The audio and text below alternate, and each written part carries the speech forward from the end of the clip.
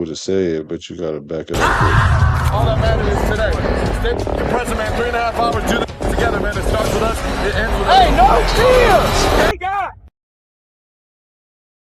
Thank you. God bless. Thank you guys for coming. Major injury scare at Raiders camp today. Kwity Paye left the field early with trainers and did not return. Coach Koob said he's calling it a precautionary measure, you know.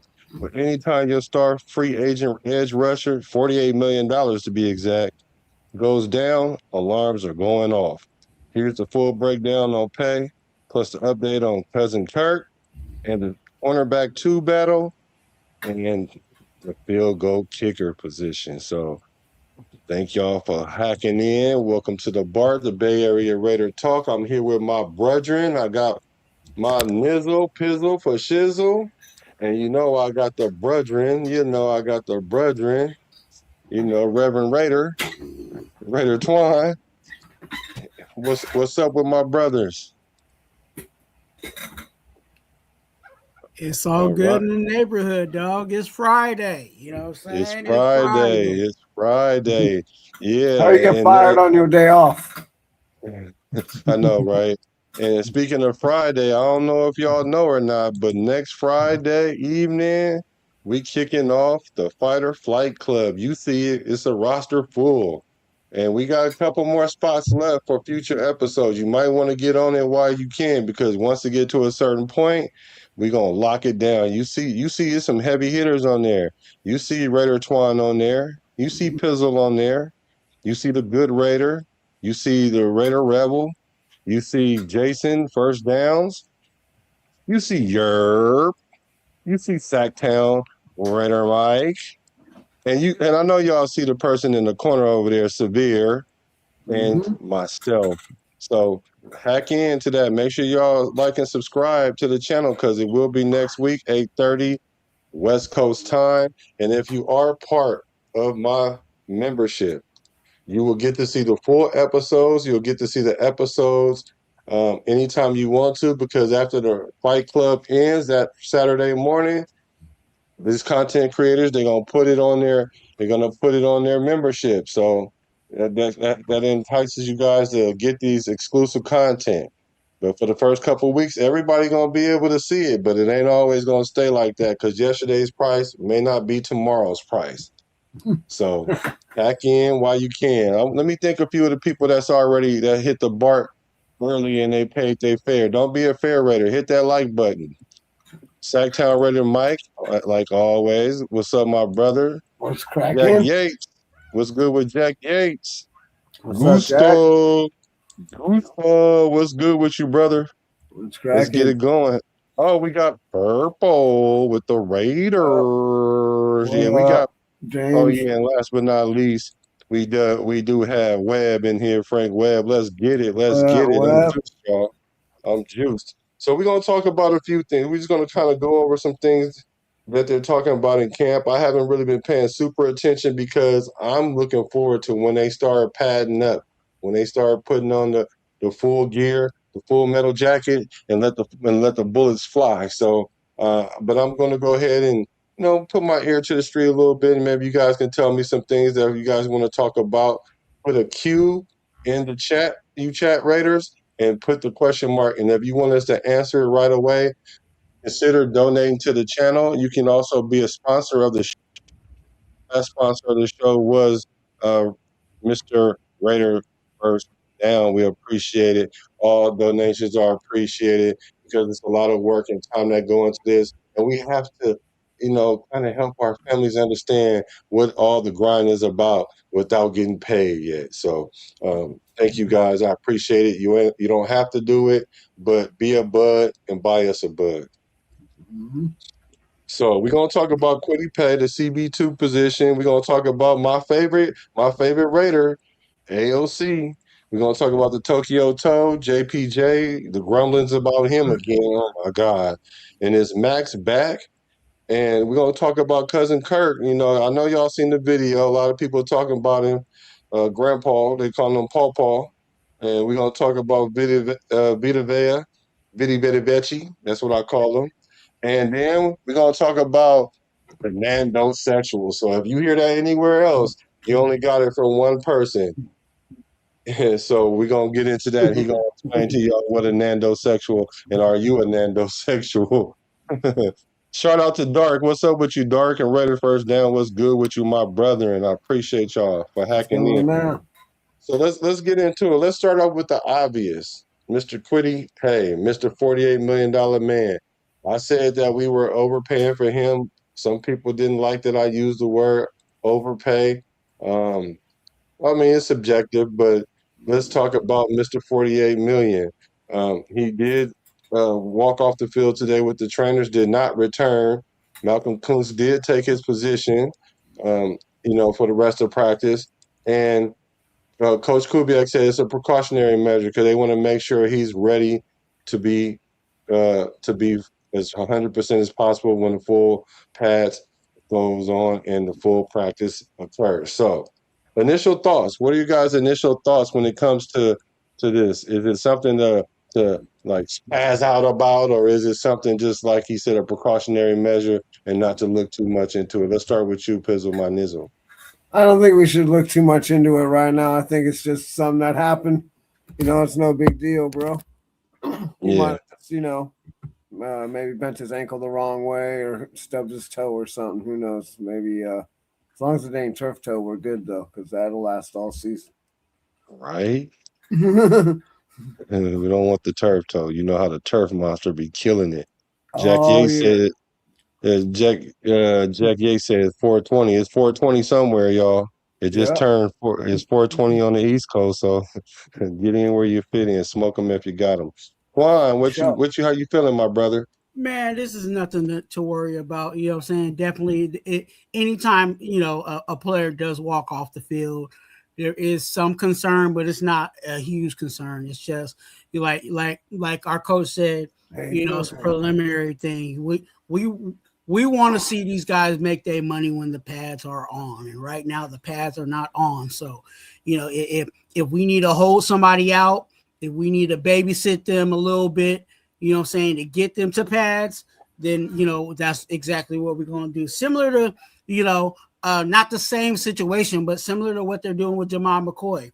They monitoring him, making sure he's okay, because they want to get him to where we can really evaluate where these players are and where their worth is, and that's when the pads are on. So this is not nothing to be really concerned about. Definitely kind of keep a side eye emoji on it, like, keep an eye on it, you know what I'm saying? But it's definitely not something to throw the red flag. Yeah, I'm along the same mindset as you guys. I think it's a nothing burger. Just as long as it ain't nothing like a tweaked knee or sprain or something like that that'll cause him to be limited. Even if he can get back out there, it limits him in his ability. I don't think his position is going to be in danger or anything like that. Because even if he wasn't to play in any of the preseason games, I'm pretty sure week one they're gonna stick his $48 million butt right on out there because we need something. Like my boy Pizzle always say, what you say, Pizzle? I need more bang for my buck, man. Yep. I need more bang for my buck. So I think it's a nothing but burger. And I think also too, Black, you said that in your fantastic reporting that he walked off the field. So again, if he's walking off the field, it's not anything, too bad. There was no phrases of he limped off the field. He was laboring off the field. There was none of that wording connected to him walking off the field. So he might have felt a little tightness somewhere, and they decided, hey, we ain't gonna rush you out. Rush the situation, especially because there's no pads. Yeah, I agree with you on that.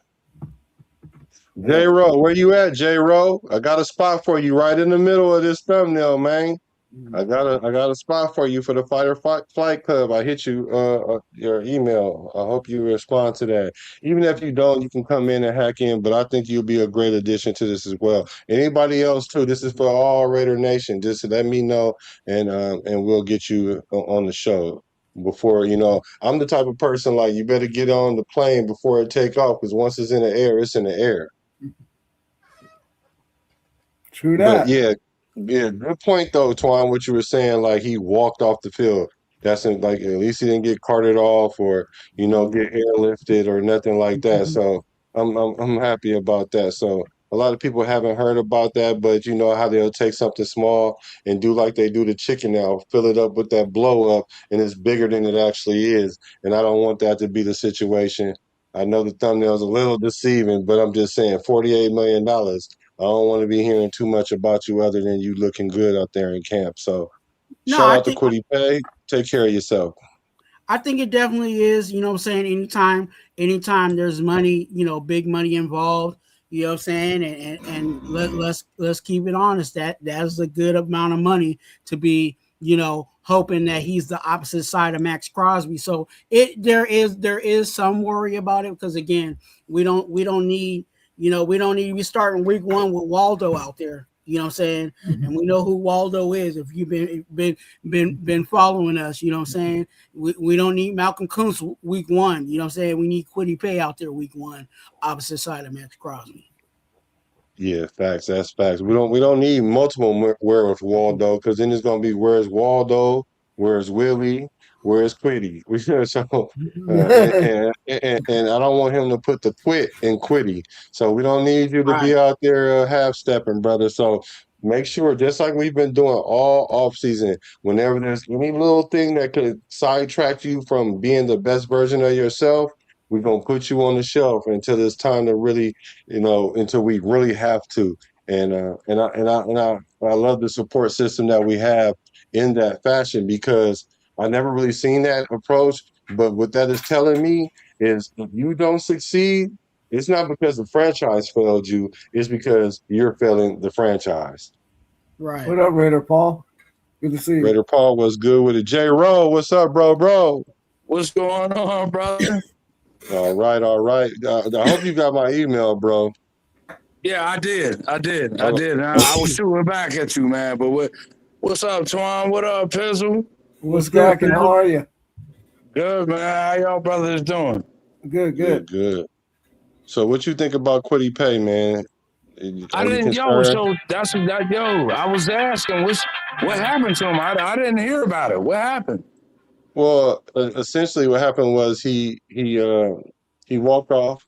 I don't know the extent of the injury. He walked off, and essentially he went to the locker room or whatnot, to the training table, wherever, and he never returned to practice.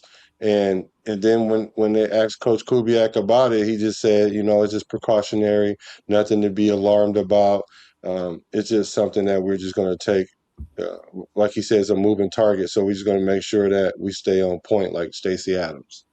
Okay, so we know these things are gonna happen in camp, right? Mm-hmm. These things are gonna happen. That's why we got backups. We got these young boys. We got Raider Crawford, Cian Sloan. You know what I mean? We got these young boys.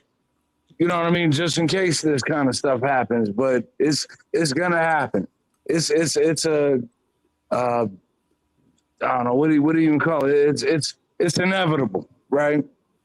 Yeah, inevitable it is. Yeah, so I'm just hoping that it's not nothing serious because they're gonna default and say that it's not that serious until it's serious. So Of course.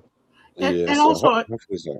And also at this time, remember that they don't have to technically report anything. So there is on the flip side, there is a possibility where maybe Kubiak is not really telling everything that's really going on with with Quiddy Pay because he doesn't have to. There's no, at this point he's not mandated to fully give a health report on these guys. So I mean everybody that that is injured, they've already been reported. You know what I'm saying? We know Max Crosby was dealing with his injury because that was what happened last year. You know what I'm saying? We already know what was going on with McCoy because, again, before he came into the NFL, there had to be a, you know what I'm saying, that when they went to the combine, they all, you know what I'm saying, they had to get their medical reports. Well, any injuries right now necessarily don't have to be reported. So, you know what I'm saying? It could be a situation where Kubiak's telling you exactly what's going on, or he might be in a situation where he because he might be holding those cards close to his chest. Yeah, that would be smart too if that is the case, because it might be something that might, let's say if it does take like a week or two for him to get back, then teams aren't already having a heads up on it. I mean, they're going to speculate if he doesn't show up for practice as it is, but you don't know the extent of it. So, like you said, it's a situation where he may hold his cards close to his chest, and and he don't have to report. So, I'll give him only what's necessary. Don't give him more than that. That's like the number one rule. Let me ask y'all something though. Like, what were you actually expecting from Kwity Paye this year? Great question. I mean, numbers wise. Yeah, great question. You guys want to answer that? Go ahead, Twuan. You go first. I'm looking at close to 10 sacks. Because again, he's going to be opposite. He's going to be opposite. I'm with you, Twuan. Yeah, go ahead. I'm sorry. I'm with you. He's supposed to be opposite side of Max Crosby, and if Max Crosby is really what we've been saying Max Crosby is that he gets doubled and triple teamed, then it should be barbecue chicken on the opposite side. So that was our frustration with Malcolm Kuntz and people want to throw Tyree in that situation. Was like, hey, if Max is getting doubled and tripled on one side, why are you not eating on the other side? Well, Kwity Paye is supposed to solidify that for us. So I'm looking at somewhere close to, close to 10 sacks. You know what I'm saying? If he's at 9, I'm cool with that, but he definitely needs to be in that neighborhood. Yeah, I'm with Twuan. I expect at least double-digit sacks. I expected double-digit sacks from him, and get out there and perform. He is a number 1 overall draft pick, or he's in the first round. He's high first-round draft pick. So, we should expect some type of compensation for that high draft pick, right? So, you're supposed to be producing. If you're supposedly that, you should be producing that. Now, whether or not, he just had a hard time in that East Coast grind out there in the Indianapolis division, that might be something different. I don't know. Maybe they had his number over there, but we're going to find out, But, yeah, I was looking forward, sacks, maybe a couple of fumbles, forced fumbles, stuff like that. Yeah. Black, can I go? Yeah, go ahead. Okay, I was just gonna say, I'm with both of y'all, but here was my thoughts on when we signed Kwity Paye. Like, first of all, we signed him thinking that Max wasn't gonna be here, and they had high hopes for this guy, and then we drafted Raider Crawford, right? Who I think is going to be an absolute monster. I think Raider Crawford is going to be a monster. So y'all go ahead and write that down. J-Rose said that. But I don't expect Kwity Paye. I expected him to do it, put up large numbers when it came to sacks or anything like that. He's like I don't know. He's one of those guys that you play him and you know what you got in him. You know what I mean? Like he's going to be solid, pretty much. He's going to be a solid guy. He's going to hold the edge or steal the edge when it comes to running lanes, and he's going to push the pocket. He might not get to the quarterback every you know what I mean, every passing down, but he's a solid guy. He's a Cleveland Farrell. I thought. Oh, I'm sorry. Go ahead. Go ahead. Yeah, he reminds me of a Cleveland Farrell. Well, but Pizzle, I'll say this though.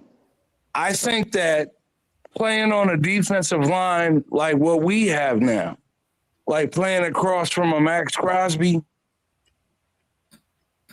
I think that could unlock a lot of things with this guy. Because he was a monster at Michigan. That boy was a beast. Yeah, no, when he played in Michigan.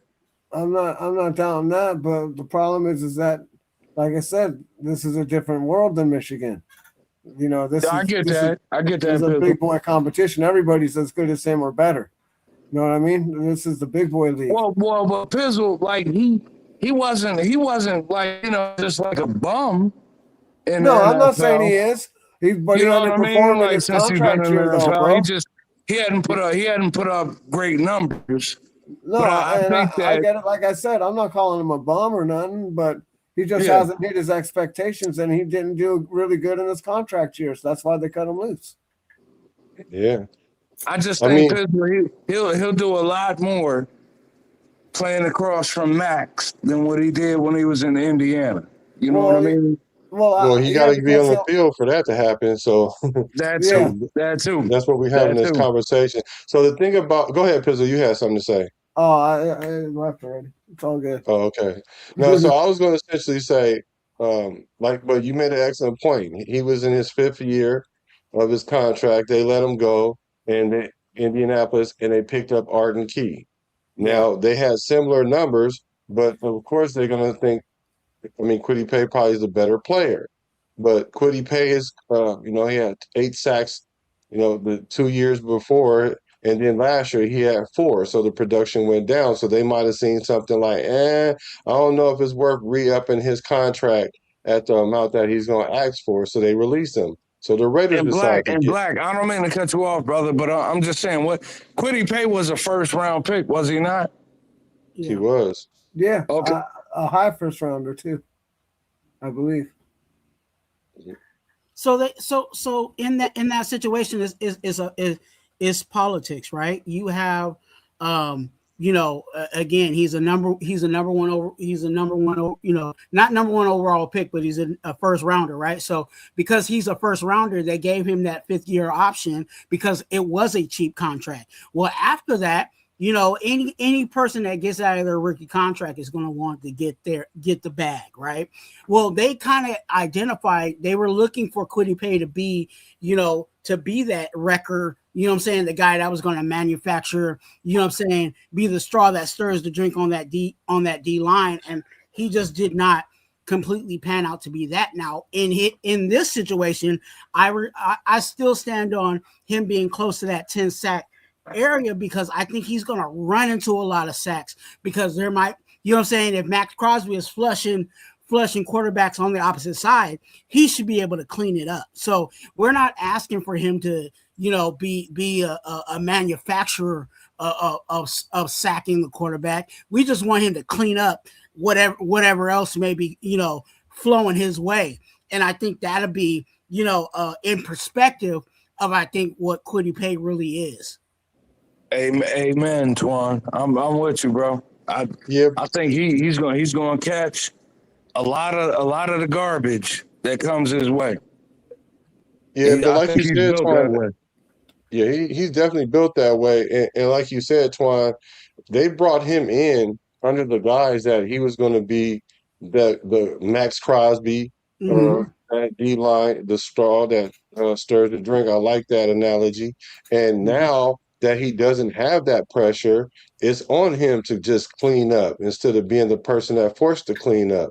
Yep. And for him, what I expect out of him is I don't expect double-digit sacks, but what I do expect is like 7-8 sacks to clean up. He does very well in the run, continue to be that. He sets that edge very, very well. And if Max is running you out the house, he should be in the front yard with that thing, with that thing. As soon as you come running out the house, it's a bap right upside your head because Quiddy Pay is not the one with the high motor that's going to necessarily get in there really fast. But if you hold that ball too long, he will get to you. So if Max is flushing them to him, then you set him up and he knock him down. That's how that should work.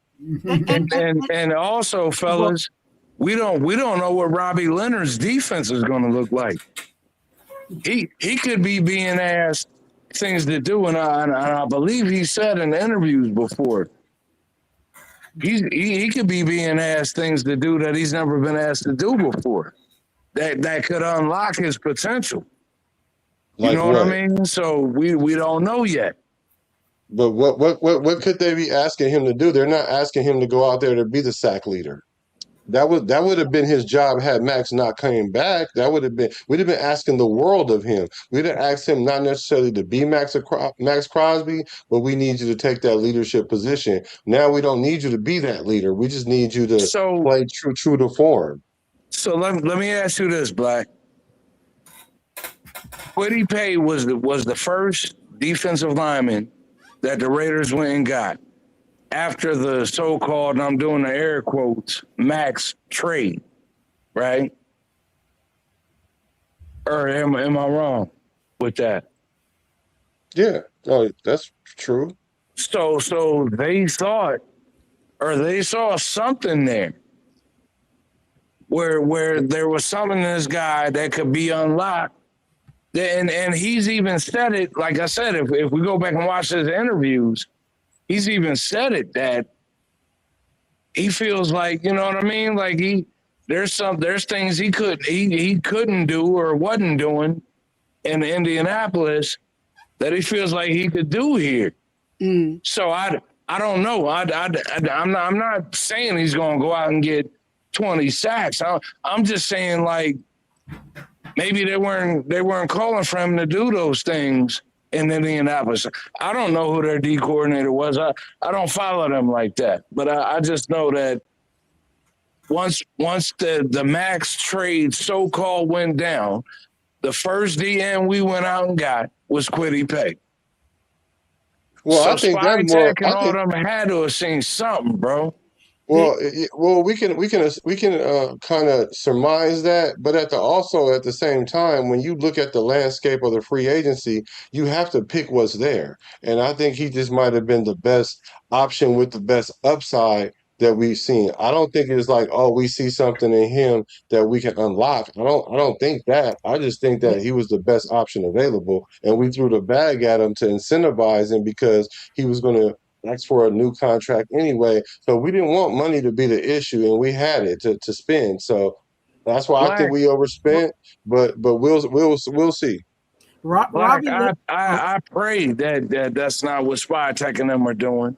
We just throwing the bag at the best of the worst. Like you throw the bag at the best that's available. That's what I'm saying. The best of the worst, right? Like what's available is the worst. Well, who else would you? So okay, let's say we don't get Quiddy Pay, and Max leaves. Who do you put there? What are you going to the draft? But it wasn't that though. Robbie Leonard has put it on tape that he liked Quiddy Pay coming out of Michigan. So he already had an idea of what he wanted to do with Quiddy Pay, and that's why they pulled the trigger on Quiddy Pay, was because Robbie Leonard liked whatever Robbie Leonard liked out of Quiddy Pay. There was something in Quiddy Pay that he liked, and then when he came over, when Quiddy Pay got to the podium, then he talked about how Robbie Leonard talked about how he wanted to use him, and he said, I like how Robbie Leonard wants to use me in the way that he wants to run his defense. So we don't know what that idea is, but there was an idea in mind when they brought Quiddy Pay over because of Robbie Leonard liking Quiddy Pay back in his college day. Yeah, Frank Webb says, I ain't gonna put a number on that dude, but I expect him to play all 17 games, and I think that's fair. I think that's tough, but I get it. Yeah. So Sam Tonka, welcome, says Keyron will surprise fans. Tonka and Lalu should be a big part as well. I agree with that.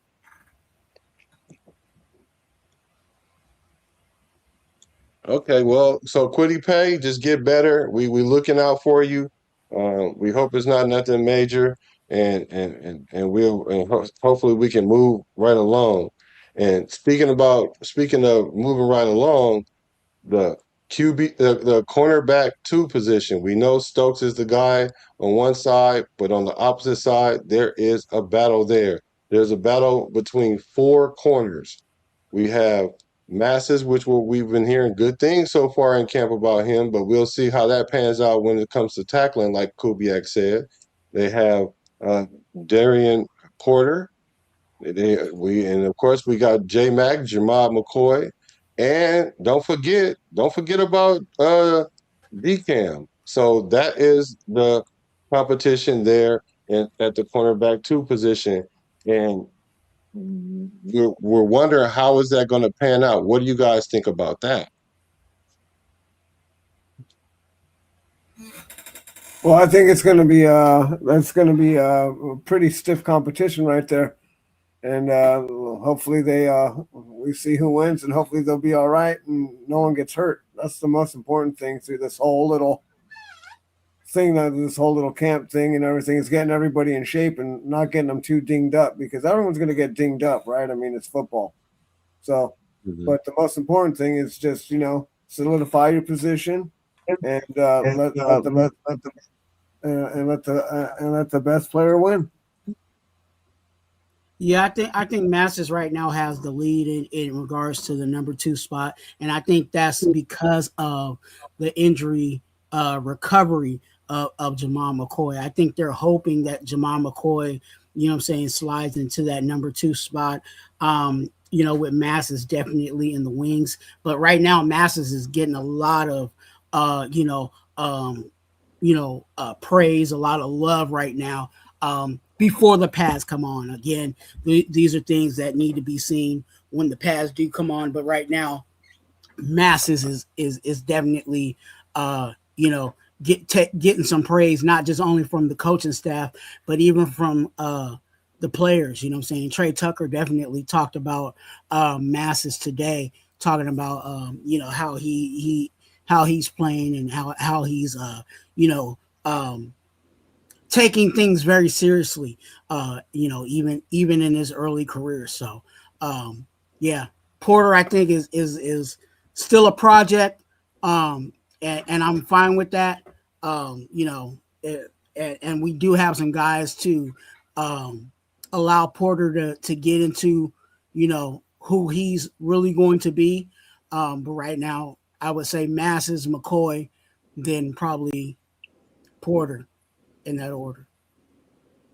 And I'm with Pizzle and Twuan. Like I believe that they're hyping up Masses, and I think the kid is really good. He's a ball hawk. He'll go and get the ball. But it's like everyone keeps saying, we gotta see what happens when the pads come on.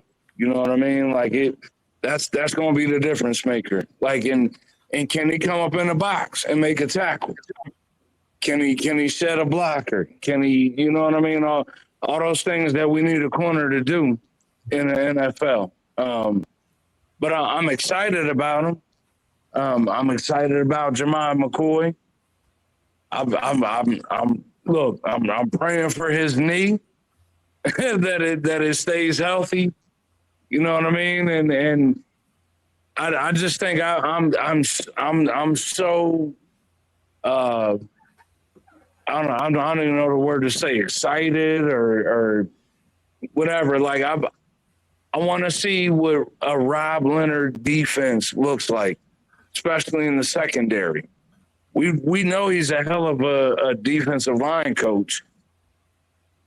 But what kind of secondary and linebacker coach is he? That's what I'm waiting to see. Yeah, I think the competition is definitely open. So far, Masters is getting a lot of the praise right now because I think they want to see if he's as advertised. At this level of the camp, he's doing what they expect. But the question is he going to be able to, like you said, J. Rowe, shed that blocker, avoid being blocked, go in there and stick your hat in there, maybe stop a running back that's coming towards him or anything like that. I do think though, with the way our defense is set up, we're set up to stop the run before it even get to the corners. Like old school football, because if your corner making a gang of tackles, that's an issue. Yep. But in the new NFL, corners have to have the ability to make tackles because as fast as these linemen are getting now, they're pulling downfield. Even if sometimes if a team have a fullback or just however they choose to block it up, you have to still be able to make plays. Now, here's a good point by Raiders first down.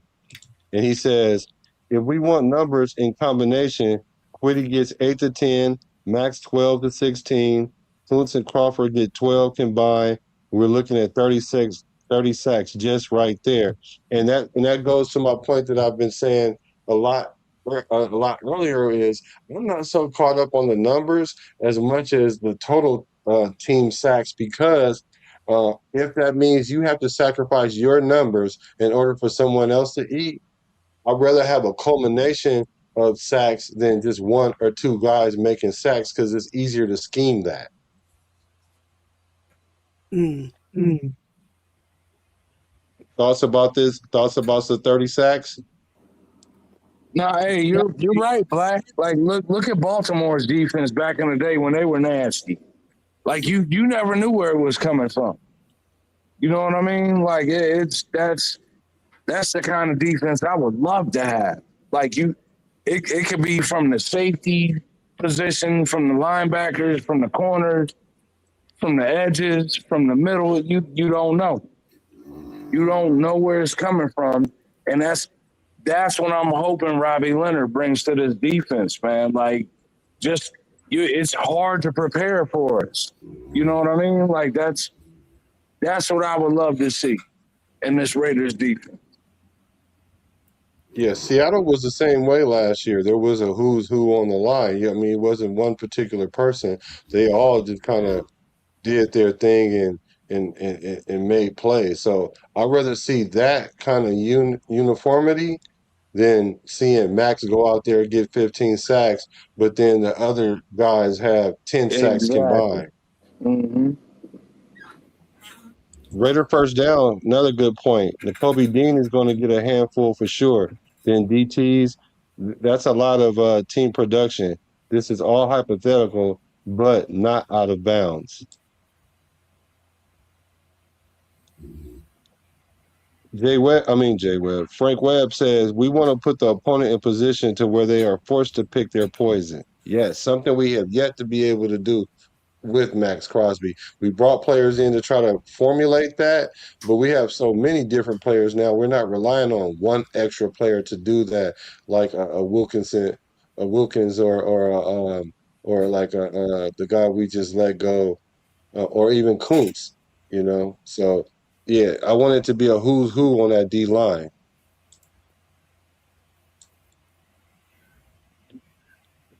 Yeah, Okay. I think it's a similar, similar thought of how I feel about our wide receivers. I don't think there's necessarily a complete. I mean, outside of the Max Crosby on the D line, but there's no real like complete star over there. I think it's more of a team effort, to get the job done at the wide receiver room. You know what I'm saying? One of the things that kind of bothers me, and I've heard it plenty of times is, oh, we don't need a number one wide receiver because we have Brock Bowers. And I don't think that's the case. Brock Bowers is a tight end. You know what I'm saying? You need to have good at tight end and good at wide receiver. But also with that being said, I think that the effort, collective effort of our wide receivers is going to help even our tight ends. So, yeah, to overall domination, yeah, you want good at every position. You don't want to substitute, you know what I'm saying, situation similar to kind of like to drive the scenario home where they talk about the D line helps the secondary and the secondary helps the D line. Well, there's going to be situations where the D line does its job and the secondary sucks. And then the next week it's going to be the secondary has done its job, but for some reason the D line can't go home. So you need to have good at both areas so that they help out each other.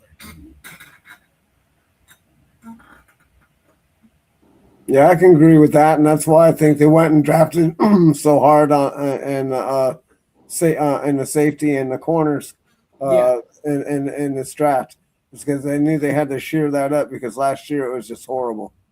Like we couldn't do that again. But Twuan and Pizzle, like, let me ask you, why do y'all think that it's gonna be so inconsistent, like in that manner? Like, is that a Robbie Leonard thing, or is that a player thing? Is that because I think we're gonna get consistency personally from the secondary and the D line.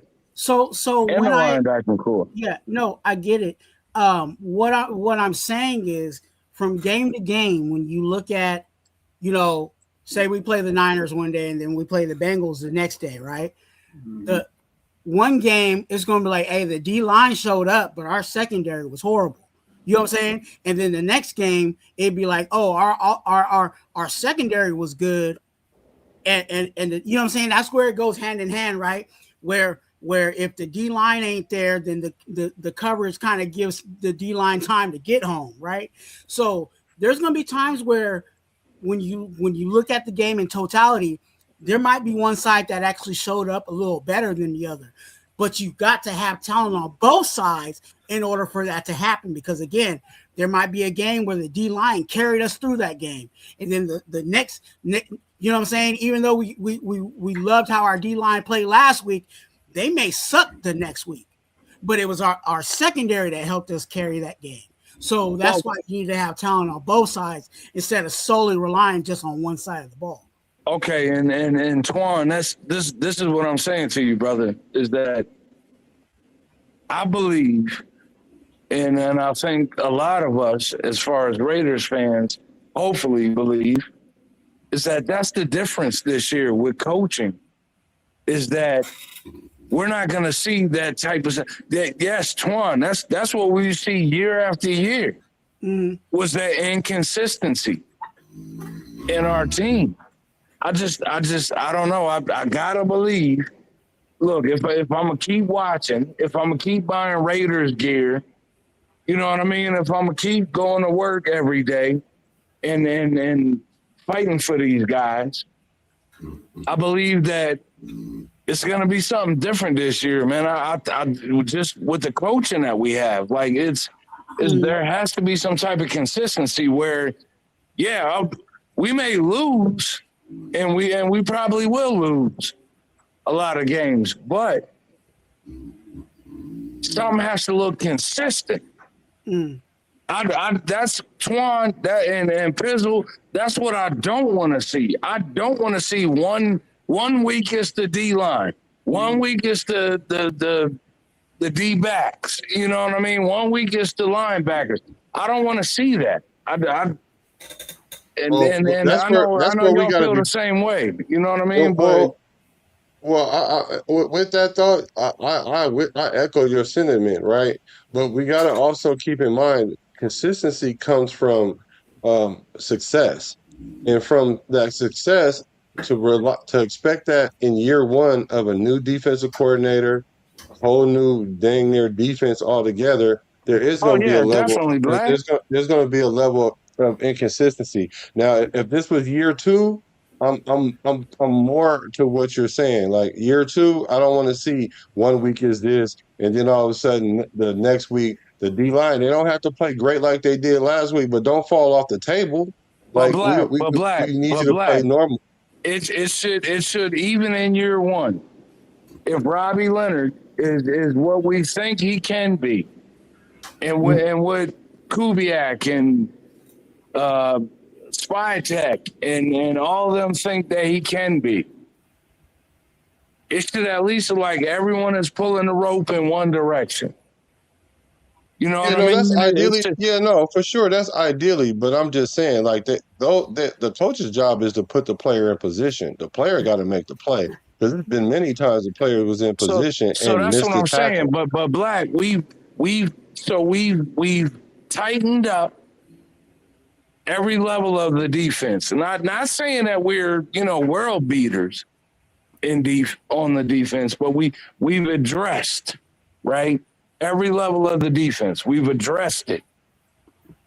Can we All right, all right. So say that we've addressed it? every week you're gonna play a different kind of a team, right? You're gonna play That's a team right, that's got Pedro. you're gonna play a team that's got a really good offensive line. So maybe your defensive line isn't gonna be able to get there, but maybe you'll get a linebacker blitz or a corner blitz that'll be able to get there. You know what I'm saying? Like that's what I think Twuan and Black are trying to get across. Is like you got to have multiple angles of attack, because in case they aren't getting home, you got to be able to get home with something else. You know, and the same thing, like, and buy them, like Twuan's saying, buy them time to get home on the back end when they do have that offensive line, to be able to, to be able to get it in front of them and not make them get those easy 3-yard or 2-yard or 5-yard completions. Right, you're up on. So, that's what I think these guys are talking about, because each week, right, and then next week you're going to face a running team, right? So, or you're going to face Joe Burrow, right? You're saying the Bengals, so you're going to face Joe Burrow, right? Your defensive line is probably going to get home real quick on that, because the Bengals don't really have that good of an offensive line. But if he can get the ball off quick to Chase or whoever he's got over there, then it's going to be a long day, right? And Pizzle, we're agreeing while disagreeing. Like I'm saying the same thing you're saying. What I'm saying is I'm hoping that's what the Raiders addressed this year, is we don't look like that this year. You know what I mean? Like we addressed every level of the defense, and we'll see where Robbie Leonard is. We'll see. You said you wanted something like the Ravens, the 2000 Ravens defense, right? What do you think? How do you think that team worked? Right, No. the defensive line wasn't From getting home. a lot of years. That's no. I'm not saying I'm expecting them to look like that, Pizzle. No, I'm just but what I'm saying like, is that's how they were. Either the defensive line got home, or if the defensive line couldn't get home. Yes, you're correct. Correct. So that's what I'm talking about. That's the kind of defense you want, and that's what we're trying to get. That's what we're trying to achieve. Yes, sir. Yes, sir. I think on paper we have like, to J Rose responses. I think we have on paper have got better, but the key that makes this all come together is if Robbie Leonard can get these guys to come together. And right. Is it gonna the question is it gonna take, you know what I'm saying? Is it going to be year one, or is it going to be is it going to take another off season in order for it to really get to a solidified defensive unit? Because again, we just saw in the Super Bowl, you know what I'm saying, a team that had a solidified defensive unit, and it was because they were together for at least a year or two and ran together. So it just depends on when, with all these pieces that we do like. And again, I like who we got in the secondary. I like who we got on our D line, but it's important for all that to gel together. And until that gels together, we're not gonna fully see, you know what I'm saying, that dominant defense that we all are hopeful that will take place. And so I don't think Twan, it's a wait and see is what it is. And I don't think Patrick Graham had us on a page like that, except when AP was the interim coach the last 4 weeks when we started winning those games. Other than that, we haven't been playing like that. We haven't been playing like that in the last couple of years. You know what I mean? That was the last time I've seen our defense really playing like they wanted to play. Well, and I'll say this to that Pizzle, because again, we got to talk about the politics of that situation. There was a lot of times that Patrick Graham was not allowed to be Patrick Graham. You know what I'm saying? he was Come on, able to Twan. bring in the guys that he wanted. You know what I'm saying? He was able to bring in the guys that he liked, but he was not allowed to do what he really wanted to do with that defense. And that was the one time, you know what I'm saying? You talked about AP. AP said, "Hey, Patrick Graham, you do what you want to do with this defense," and that's what we saw. And even when you go to Pete Carroll and him It was even worse. micromanaging, you know what I'm saying, Patrick Graham, there was actually a statistic that came out that said that, you know, there was six quarters of Orders. football and only 9 points were allowed, and that was when Patrick Graham was allowed to be Patrick Graham. So with that being said, that's why we had the issues with Patrick Graham and that situation. So hopefully Robbie Leonard is allowed to have free reign over this defense. We bring in the guys that he wants, and he gets to actually cook on that defensive line, because again, if you allow the defensive coordinator to cook, then we'll actually get a decent meal.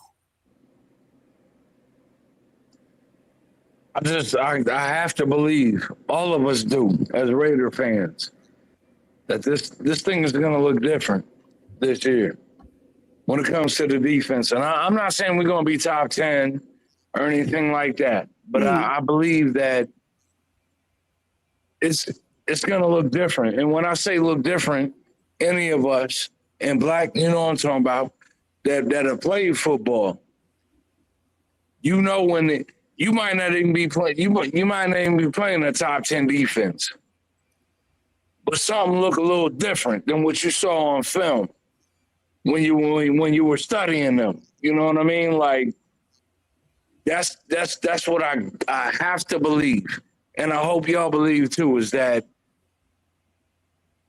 all these weapons we got? Like it's in the way Rob Leonard is sounding.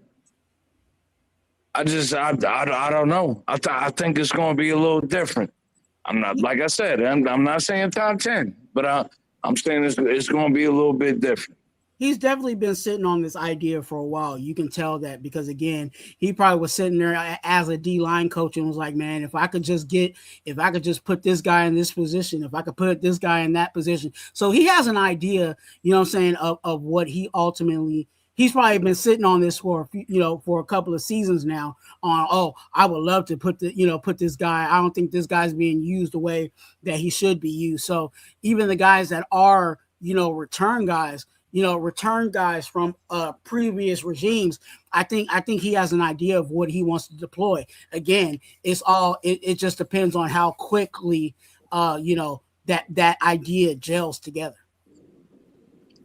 Yeah, and to get more help on that D line, we've been hearing a lot of things about Vita Veci. That's what I call Vita Vea. So what do you guys think about that? There's still a lot of reports that's still out. There's some reports that that Tampa Bay don't want to give him up. I think they just don't want to give him to the Raiders because they know what's going to happen if he ends up on the Raiders.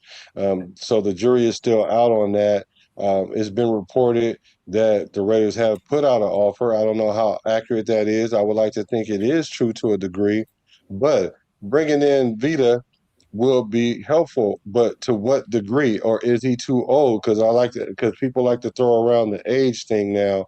There's a lot of ageism going on when it comes to these players, but it's something to be concerned about. So how do you guys feel about Vita Vea coming in, and do you think it's going to happen? We're going to start with Pizzle.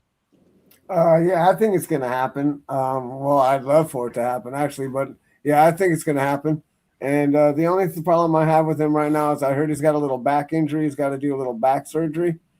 But other than that, he's the cornerstone of their defense over there. You know what I mean? He's like the pillar of their whole defensive line and everything over there. So, and he could come over here and team up with Max and Quiddy Pay and all these other dudes, and we could be doing some serious business over here. What about you, J-Ro? What you think about Vita? Well, I don't think that it will happen, just because we're not one D tackle away from being a contender. I like Vita Vea, the player, the guy. I just and then I think I just heard something, Black, that he and I'm doing the air quotes, bro, that he got injured in camp already, but I don't think we're one player away like that, especially not a nose tackle. Would I like to have him? Sure. But I just think we have other pressing needs on this roster that we should address, like wide receiver. You know what I mean? Things like that, instead of going after a big name, big money, big draft capital D tackle like Vita Vea. Well, to be fair, right? To be fair, anytime that you're upcoming a contract that's ending, you don't have guarantee money, and you in camp, your back hurt. I'm doing the air quotes like you now. That My neck they're gonna hurts. say they're gonna say, "Oh, my back hurt," or they're gonna say my hamstring, something that you After you cannot see. requested a trade, Black. After you Yeah, requested a trade.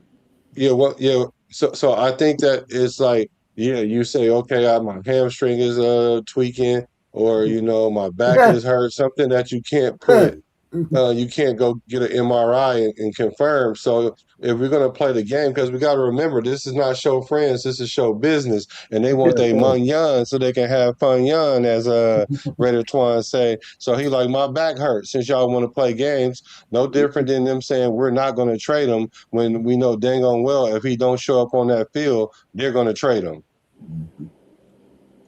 Yeah. Twuan, what's your thoughts?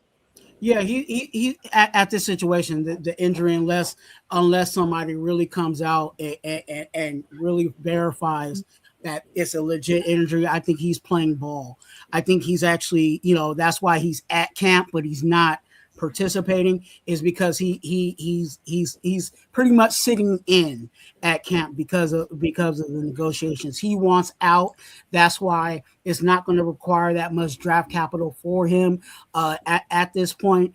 I really want two positions that you don't have to worry about age is nose tackle and a kicker. You know what I'm saying? Like, his age is not really a factor in regards to the ageism of things. I would love Vita Vea to come over to solidify our D line in the middle of our D line, because we do have some question marks there. Is he going to be a lot of money? I don't think so. I think is going to require some money, but I don't think it's going to be a lot of money. And the draft capital that we'll be able to give him is not really going to hurt us to solidify that. So I'm with it. And again, like I said, the back injury, all that is just allowing for him to not, do his laps at their camp, because they're playing with his money. He's getting mental reps. You're saying he's doing mental reps? He's doing mental reps. He's doing mental reps. Good old mental reps. Hey, shout out to We the People. Thanks for pulling up. Eric Raider, what's good? Eric's Raiders haters. Well, thanks for hacking in with us. The thing that happened to Kwity Paye was, in short, was he walked off the practice today with the trainers, did not return. And Coach Kubiak said that it's a precautionary measure, because they want to make sure he's as healthy as possible when they go into a full padded practice. Smart move. Smart move. Any final thoughts about Vita? J-Ro, you got anything else you want to retort about that? I do. I got something I want to say. Well, for me, the defensive tackle or nose tackle is probably the most important part of the defensive line to me, because he gets pushed on the quarterback, which means he can't step up. And if he can't step up, then he can't get away from the edge rushers. And that's where we've been lacking in the defensive line. That's why I was hoping Wilkins was going to come over here and help us get some of that push up the middle, so we can allow Max to get more sacks, or Kuntz or Cootie Pay or whoever it's going to be, right? So that's for me the most important point. And he's good at stopping the run, so he'll take on the double team, stop the run, he'll push the pocket back. I mean, he's everything we need, right? That's going to shore up the whole defense for your boy, for sure. That shores it all up right there. Wilkins was definitely trying to push up the middle, though. You know what I'm talking about? I was about to pause Pizzle with the Max getting more sacks, but I'll say this, man. Could we use a Vita Vea? Of course we could. But do we need a Vita Vea? At this point, I don't think we do. I want to see what we got in these young boys, man. I want to see what we got. Not even Benito Jones. I'm not even him. And it hurt my heart when they cut Rocky Tassi. Yeah, I thought that if he could do anything, he could stop a gap, right? You know what I mean? Not. Yeah, I know, right? Guess not. So yeah, I don't know why they got rid of him, but yeah, I want to see the young kids, man. If rebuilding is what we're doing and what we're saying, then let's rebuild. Let's not go get these over the hill old guys that, you know what I mean, that would be a 1-2 year deal. That's all we need to develop our younger guys, though. We don't need them here for 5 years. We need them for 2 years. But not at the risk of giving draft picks, Pizzle. Like, why would we give up draft picks for a fourth rounder? Ain't that big of a deal? These old dudes, you know what I mean? Yeah. I agree, Pizzle. Let me retort to that. Like, it's going to be a fourth round or something like that. It's not the end of the world with that. We see you do build your team through the draft. I agree, but you also you solidify some positions and bring some continuity and some experience with a couple veterans. The one thing that we have not done this offseason is rely on a bunch of old people. Sure, you want to say Kirk Cousins, whatever. He's definitely position to help Mendoza, also stabilize the quarterback position, and also bring the ability to actually win games. Yes, we are in a rebuild, but we ain't in no tanking. We're not tanking while we try to figure out who's going to step up and what cream is going to rise to the top. So for me, Vita, we don't need him for 5 years. Him coming in, he can accelerate the play of a Tonka Hemingway, who I hear is doing even better than last year. Even Lalu, even what we have Adam Butler or whomever. So Black. Veda, okay, one second. On, let me land it. All right, go ahead, brother. Go ahead, bro. And so with that experience, he will be able to show these younger players how to accelerate them. So instead of waiting for 3 seasons or year 3 for them to turn the corner, then that kind of speeds up the process. And what do you guys think in the chat? Vita Veda, yes or Vita no? Put yes or no in the chat. Go ahead, J-Ro.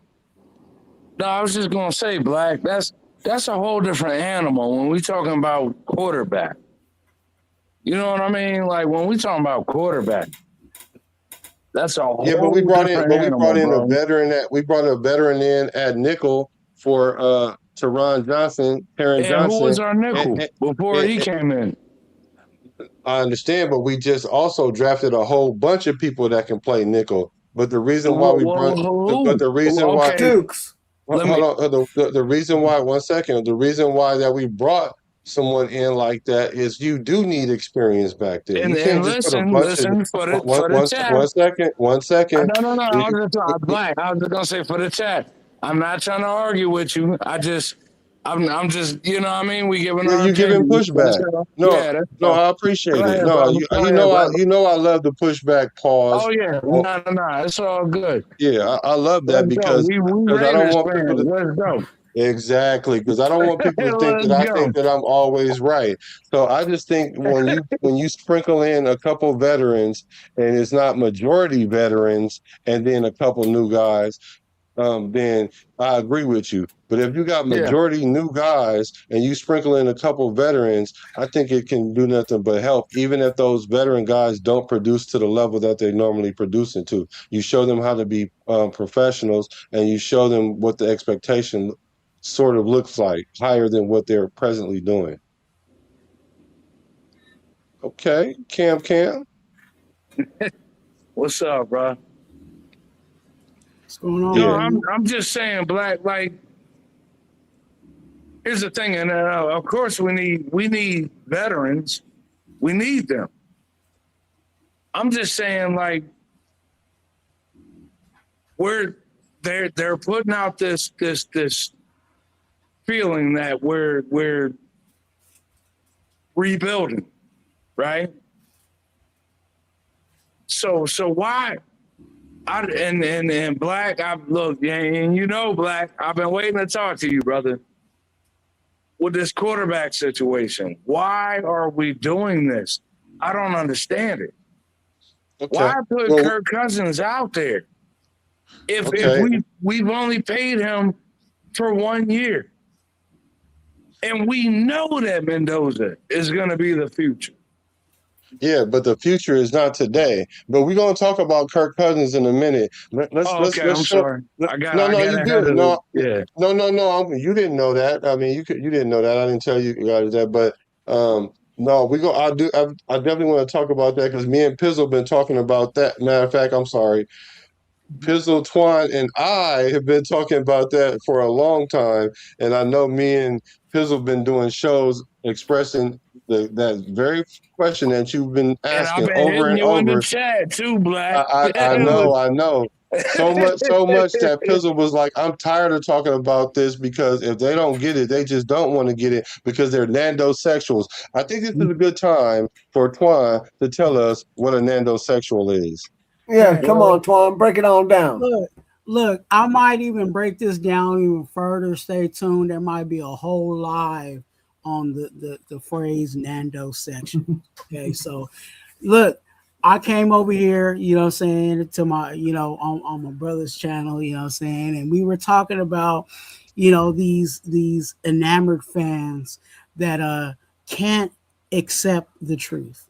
And unfortunately, as much as some content creators have voiced exactly what the organization and the direction that they were going, it was very alarming when the person that they're enamored about explain the same things that some of us content creators were going for. So a nandosexual is not just a fan of Fernando Mendoza, because again, I believe everybody that's a Raider fan should be a fan of our players.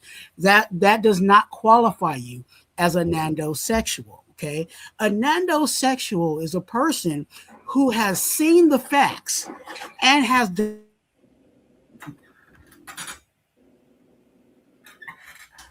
Yeah, 1 second.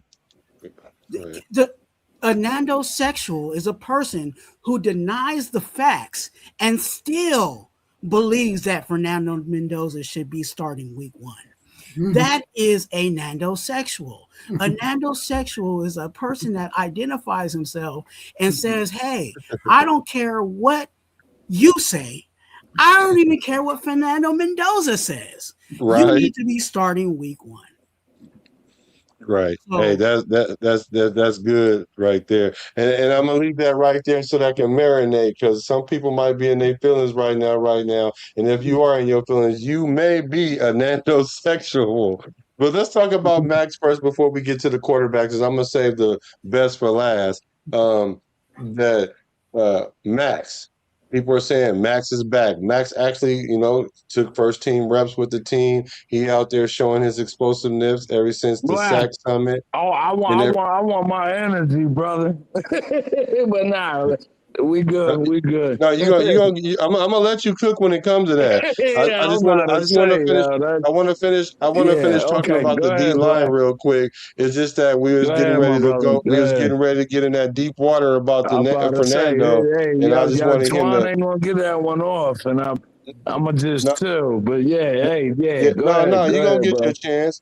So Max, ever since the sack summit, he showed his explosiveness and like like they say, his get off is that's his superpower. So he showed that. Now we need to know what his lateral movement looked like. And so what we're seeing is we're hearing them saying Max is back and everything. So with Max coming back, what do you guys feel? How do you guys feel about that? And also, do you think Max is going to have a breakout season? Because we've been waiting 2 years to see the old Max back, and now that he has his injuries cleared up, what is the expectation for Max? And I'm gonna let you go first about that, J. Ro. I think that Baltimore is gonna look really stupid for what they did, and I think that Max already said that he already has a chip on his shoulder, no matter what. And then for this to have happened, they've given him even more of a reason to kill their quarterback, whoever they may be. So Yeah, me, you, Tizzle, Twuan, you know what I mean, whoever, anyone listening, any Raiders fan should be hyped and excited about the fact that not only is Max, but he's like a pissed off Max. You know what I mean? So hopefully he plays within the, like within the flags and the whistle. You know what I mean? But even if he doesn't, I don't even care, Black, because that's that Raider stuff, bro. If he go in and hit a quarterback in the face with his fist, I don't care. I want the Raiderdom to come back, brother. you bring a good point up about the Vea thing and how does it affects Max and how it's gonna help Max. And I did see a good question by Jet Lee. Let me get to this question because I think they go hand in hand with Max with the Max talk because we already know what Max is. And like you say, a pissed off Max is a good Max. He's so pissed off that he even mad at the Raiders for trading him, and he asked for the trade. That's Oh, how crazy he is. That's how crazy he is with the right. situation right now. I'm Because he's glad you like, said that. I'm trying to play at a level that's so crazy that everybody regret everything because I'm him. So here's the Let's question. go. Let's Yeah, let's go. go. So here's the question by Jelly. Awesome question. He said, y'all talking crazy. Vita Vea is definitely worth a third pick, and I'm sure they don't want him to go to another NFC team. Good point. I can see Vita playing another 3 to 4 more years, and Spytek is still cool with the Bucks. One Mm-hmm. more comment that I see. A couple. Let me see. Let me get the Veda comments. Bring in Vita Vea would help more than just this year. Good point.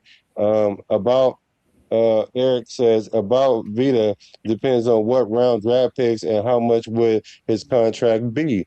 And I also saw somebody say it's got to be a good deal.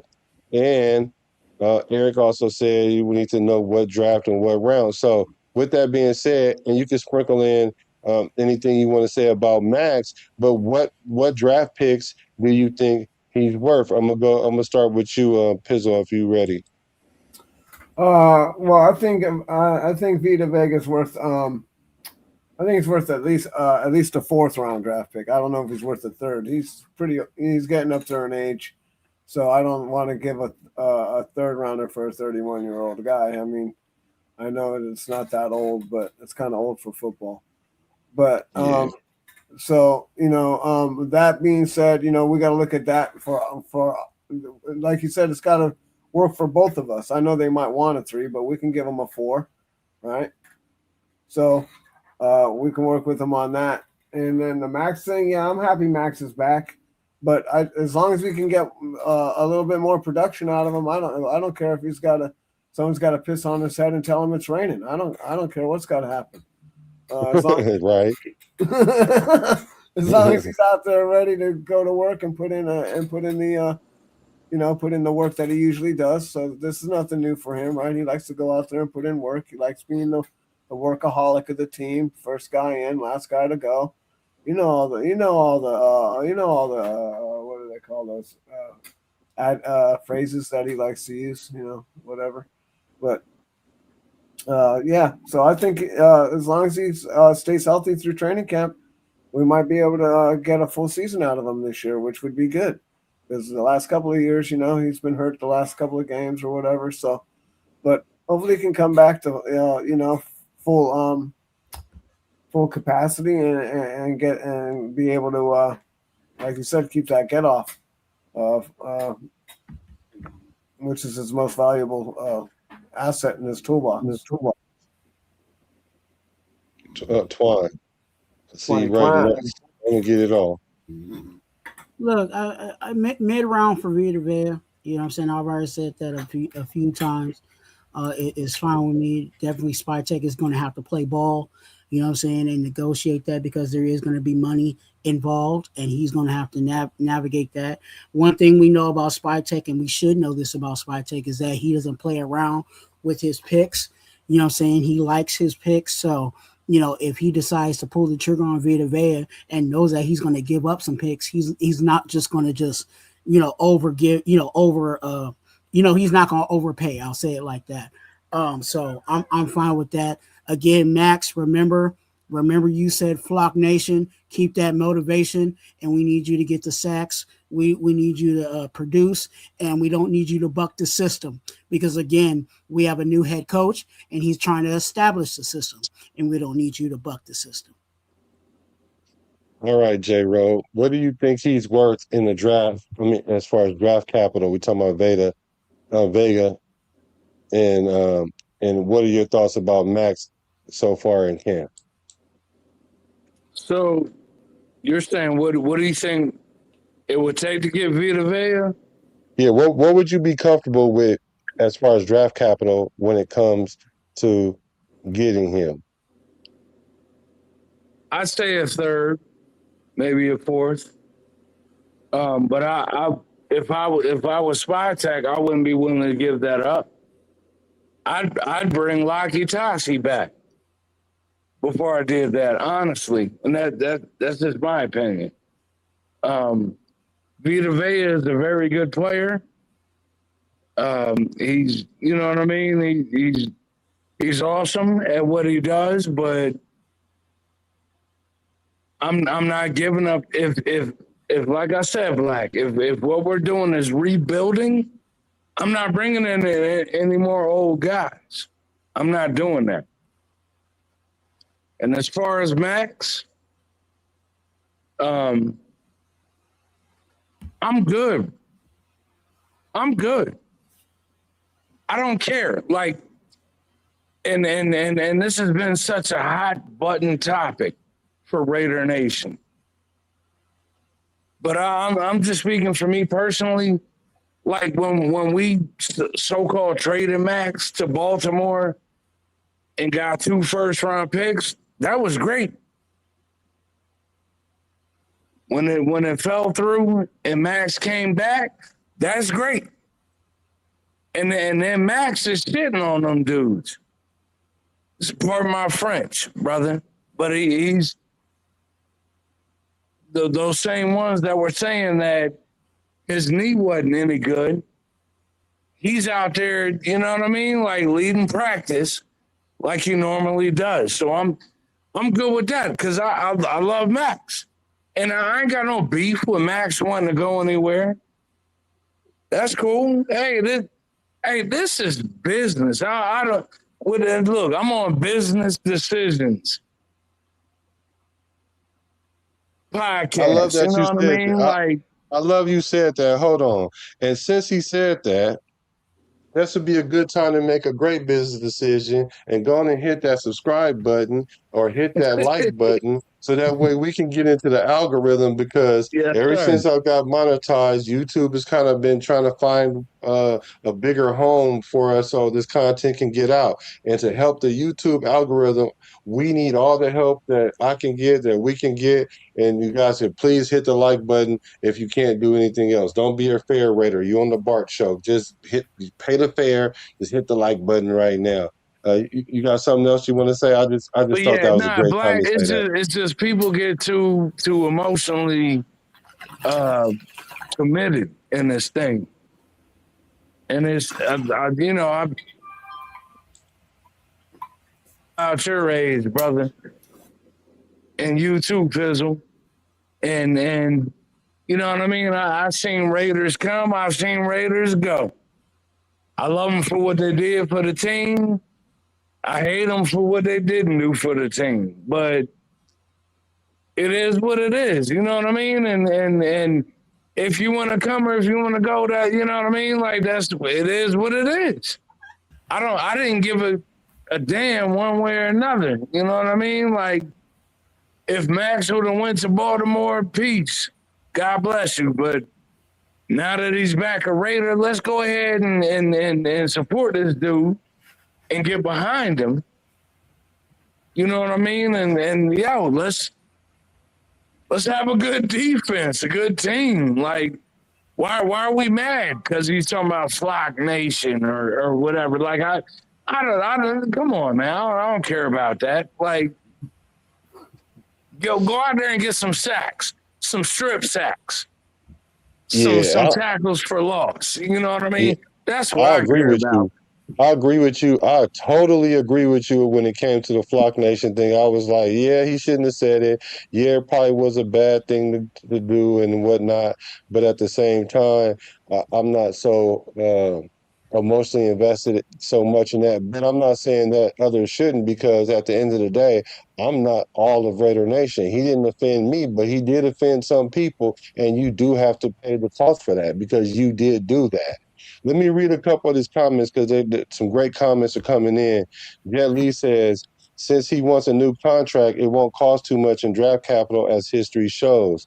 Mm. Also, it says, definitely, Webb says, definitely a 4. You want him that bad, a 3. I say give a 4 and a 5, and if they if they want more, then give them Adam Butler. What Furpo, what's happened? up What, with Nutty Furpo? Raider Nate? Yeah, what's up with Nate? I was about to say, what's up with Nate? What's up with Furpo? What's up with Willie Wang? Willie Wayne. Wang. Yes. And let me see. Let Jet me Lee see. was You can. cracking. Let me see. He says. It was another one. Let's see. 'Cause there's other comments I will get to when we get to that part of the show. Yeah. Raider first down said he was. Wilkins was supposed to be a much cheaper contract, but giving up picks. He totally would set a baseline at D tackle and buy his time to draft a wide receiver as a priority next year. And that's how I see it. I see it as that if we don't get Beta, uh, um, that those two things are going to be priority next year. We couldn't address everything. We can't fix all the holes in the boat. Right. We had shotgun holes in our boats. I'm just happy Yeah.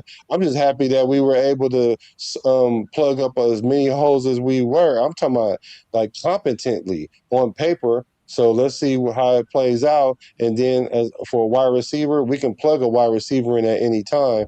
And at D tackle, we're going to run 3-4, even if it's only 20-30% of the time. We don't want that 20 or 30% of the time to bite us in the tail, because they're running the ball up the middle and we have nobody to stop them.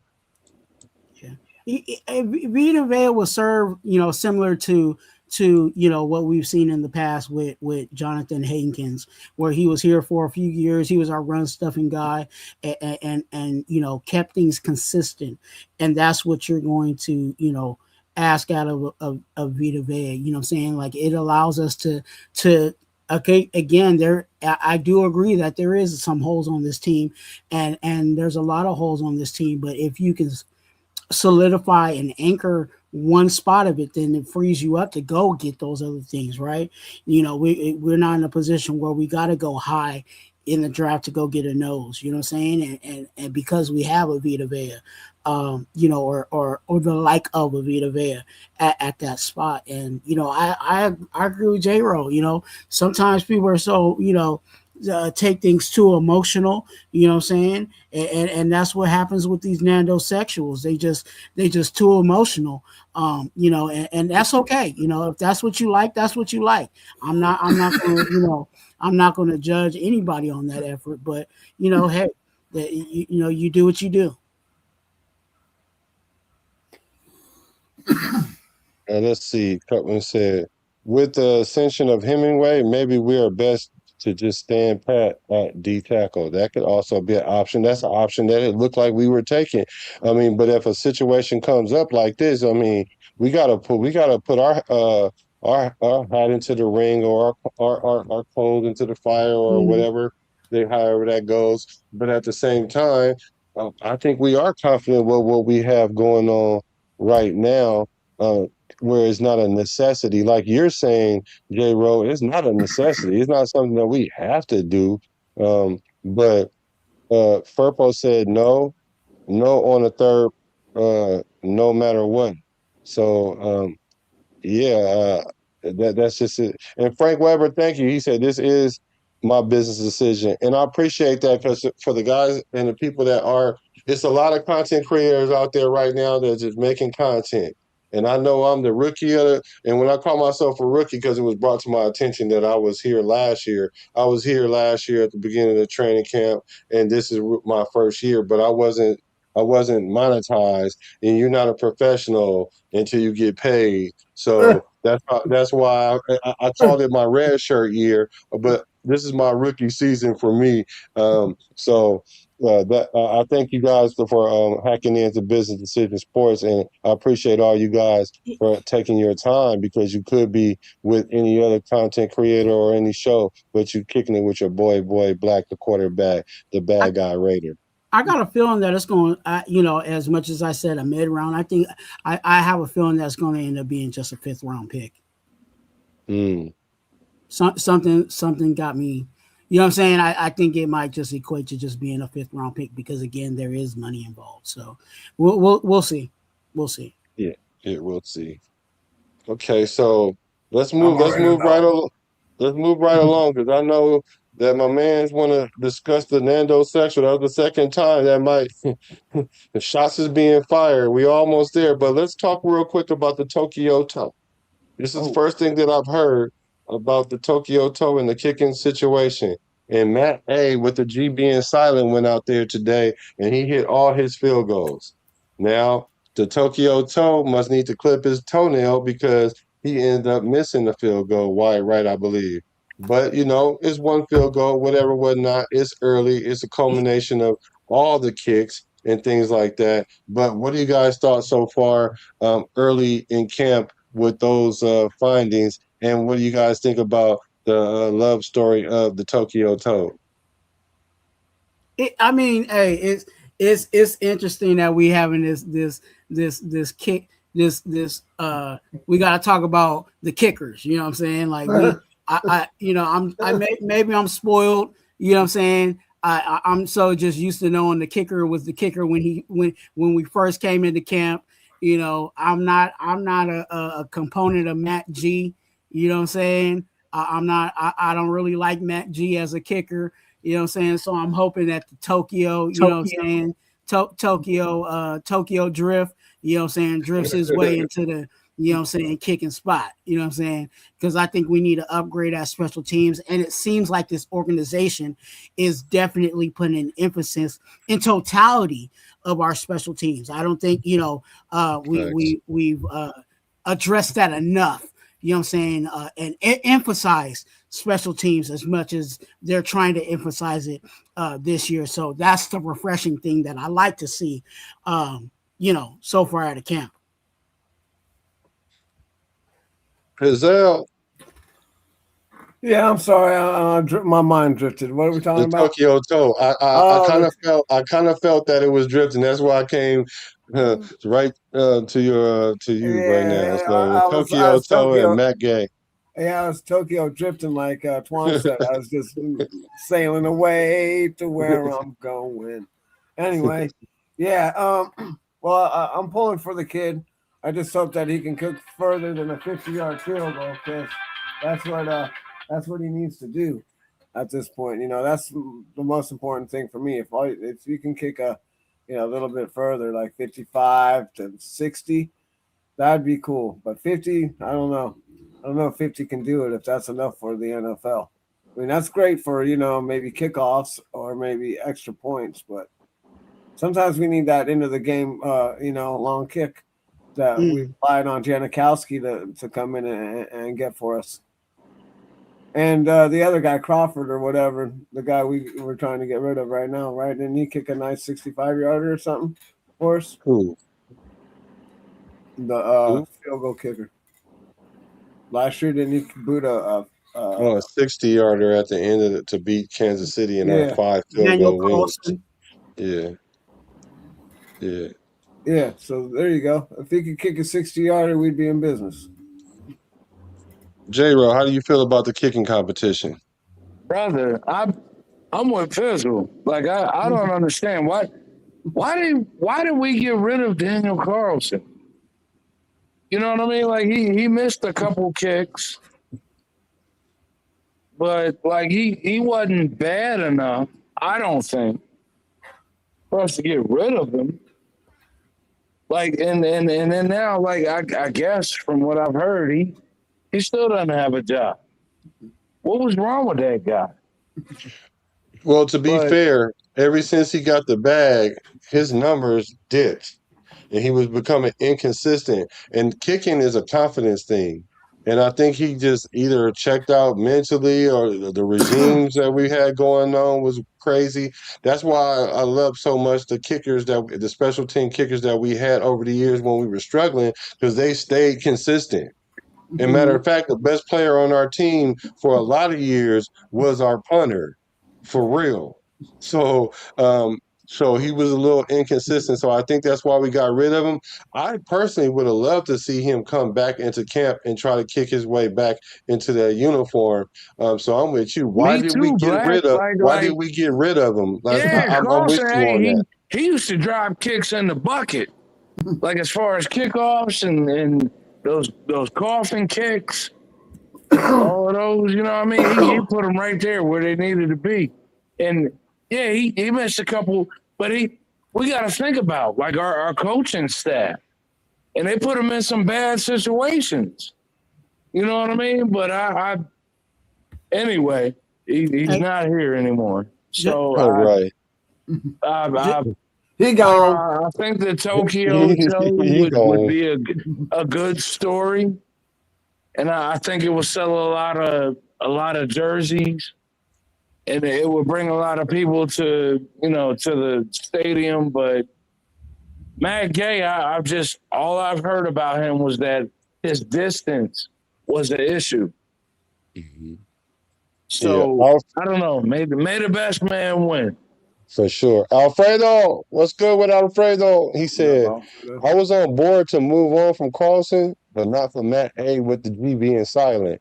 And he also said Tokyo Toe over Turf Toe. That's the first time I heard they call Matt A with the G being silent Turf Toe. I'm with you on that, my brother. So like you said, though, may the best man win. And speaking of best man, let's talk about AOC real quick, because he wanted to be the best man at some point. I think he's kind of understanding his position, but he did do a press. Yeah. So that's the competition at QB2. That's why AOC he's either going to be the QB2 or he's going to be QB gone. So we don't know which one it's going to be yet, but he's going out there. And as advertised as always, as we hear every year, he's doing great in camp. We hear this every year. Two things that I was excited about when I seen him today was he's growing his hair out. So he's starting to look like the quarterback now. He's actually looking like a quarterback. So he's starting to kind of feel himself. I'm happy about that. And the second thing was, dang it, I forgot the second thing because I was so tripping off the fact that he grew. Oh, the second thing was he actually came out and like what you say, Twine, they hit the mic or whatever. Yeah, Because they threw the mic under the porch and let him talk a little bit. You know what I'm yeah, saying? they let him talk a little bit. So, what was your thoughts about AOC? I don't know if you saw his presser today, but what are your thoughts about him? Man, I was just, I woke up this morning, you know what I'm saying, I had to take care of my business, you know what I'm saying, on Fridays, and it just surprised me because we was having a conversation, yesterday or the other day was like, who's going to hit the podium next, and I was like, AOC. I don't think he's going to hit the podium because everybody's so enamored with, obviously the starting quarterback's going to get some PT, but everybody's so stuck on this, third string quarterback that I don't even think the second quarterback is going to get some time. So it just surprised me that they dropped the mic in the basement, you know what I'm saying, under the porch, and allow AOC to have a little conversation today. Fizzle, AOC. Oh, AOC, I think he's I think my boy Jacob's done already got his job, and he just don't even know it yet. That's how I'm looking at that. I think that I wish him luck, and being a starter in this league, there's a few places that he could go that are looking for some people, and he might fit in over there. But he's really kind of a system quarterback. I've said this before, like. He should probably really go back to the Patriots where McDummie's at, because McDummie really drafted him for his system, for what his system does. And that's where he should go. Yeah. So I like to hear what you got to say, J-Ro, about the Aiden O'Connell situation, and then that's going to drift us right into the hot topic that's still the hot topic that shouldn't be a hot topic, which is Kirk Cousins. But what are your thoughts about AOC? And then you can address the Nando sexual comment. That's funny, Black. But nah, I honestly think, and this is just the thoughts in my head, not the Raiders brass, but wouldn't they love it to be able to get rid of Kirk Cousins and let him go and all the money they're paying for him and sign AOC to some cheap backup quarterback deal? You don't want to be a backup, bro. But now what he said, Pizzle, he says that, but come on, they all say that. He wants they to be all a starter. say that. Nah, they all bro. say that. He wants to be I a think starter. AOC really knows what time it is right now. Well, why did he Wouldn't the say what he Raiders said love then? that? Why did they say? Why did he say it? That was the wrong time to say that, because he ain't been saying it in no time. Matter of fact, he had a better chance a long time ago saying that when he had more cachet, when he was playing better. And because Black and Pizzle, you're supposed to say that. But he never said it until then. I would love to be a backup quarterback. Don't nobody gonna say that. No, he should do what he's been doing, not say nothing about it at all. Look, we all have bosses, right? We all, you know what I mean? He's looking for a job, and bro. He has an agent. So of course he ain't gonna say because you know what I mean. He still thinks in his mind, of course, and that's what we want. That's what we should want as Raider fans. It's for a backup quarterback to think that he could be a starter. Hey, bro, let me hold on, Twan. I'm gonna let you cook. This is the point that everyone keeps missing when I say this. I'm not saying that he's not supposed to think that. That just don't mean you supposed to come running out your mouth and say it. I'm saying yes. Why I'm not? saying yes. No, hold on. I'm about to tell you why. Hold Go on. ahead. I'm sorry. The reason is because this. For one, we know you're not about to be the starting quarterback here because they keep bringing in quarterbacks above you, And two, if you're the third string quarterback, you're supposed to prepare like you're the starter. Although we know that you're probably not going to start. And if you do start, we're in deep trouble. So I have no problem with the mindset. The mindset is something totally different. Yes, you should think that you don't want to be a backup. But the reality is that you're a backup, especially here. And if you plan on being here, you're never going to be that starter. So don't come out your mouth and say something like, well, I want to be a starter, whether it's here or wherever. Like, what? Well, excuse me? Pardon me? Like, why would you say that at this time? Go ahead, Twan. Black. I got to go after you say this. Black. No, all I'm gonna say is you don't even gotta go to the big screen. We heard Clint Kubiak say that he wants these quarterbacks to push the quarterback. So if that was AOC's way of trying to push the quarterbacks, you know what I'm saying, and that was his way of pushing the quarterbacks. Okay. And to what Twan just said, Black and Pizzle. He ain't pushing nothing. That dude ain't even pushing no. Maybe he's not. But Pizzle, let me say something. I don't want a guy on this roster that doesn't want to be a starter. I didn't say. Yeah, see, y'all, you keep deferring to that. I'm not saying that. I'm just saying. This me, Black. This is what I'm saying. I don't want a guy on this roster. I don't care if he's fourth string or if he's practice squad. I don't want a guy on this Raiders roster that doesn't want to start, that doesn't have that mindset that he wants to be a starter. Every player has that starter. Even the backup has that. But to come out and say that he wants to be a starter or on anywhere else in the league, that's different than him saying than what you're talking about, bro. Pizzle, those were not his exact words. Yeah, it was his words. It was. He didn't say anywhere else in the league, yes, bro. He did. He did not. Pizzle, you gonna no. What he said was, I want to. No, this is what he said. He said, I want to. He said, I want to be a starter in this league. He wasn't talking about with the Raiders. He wasn't talking about with the Raiders.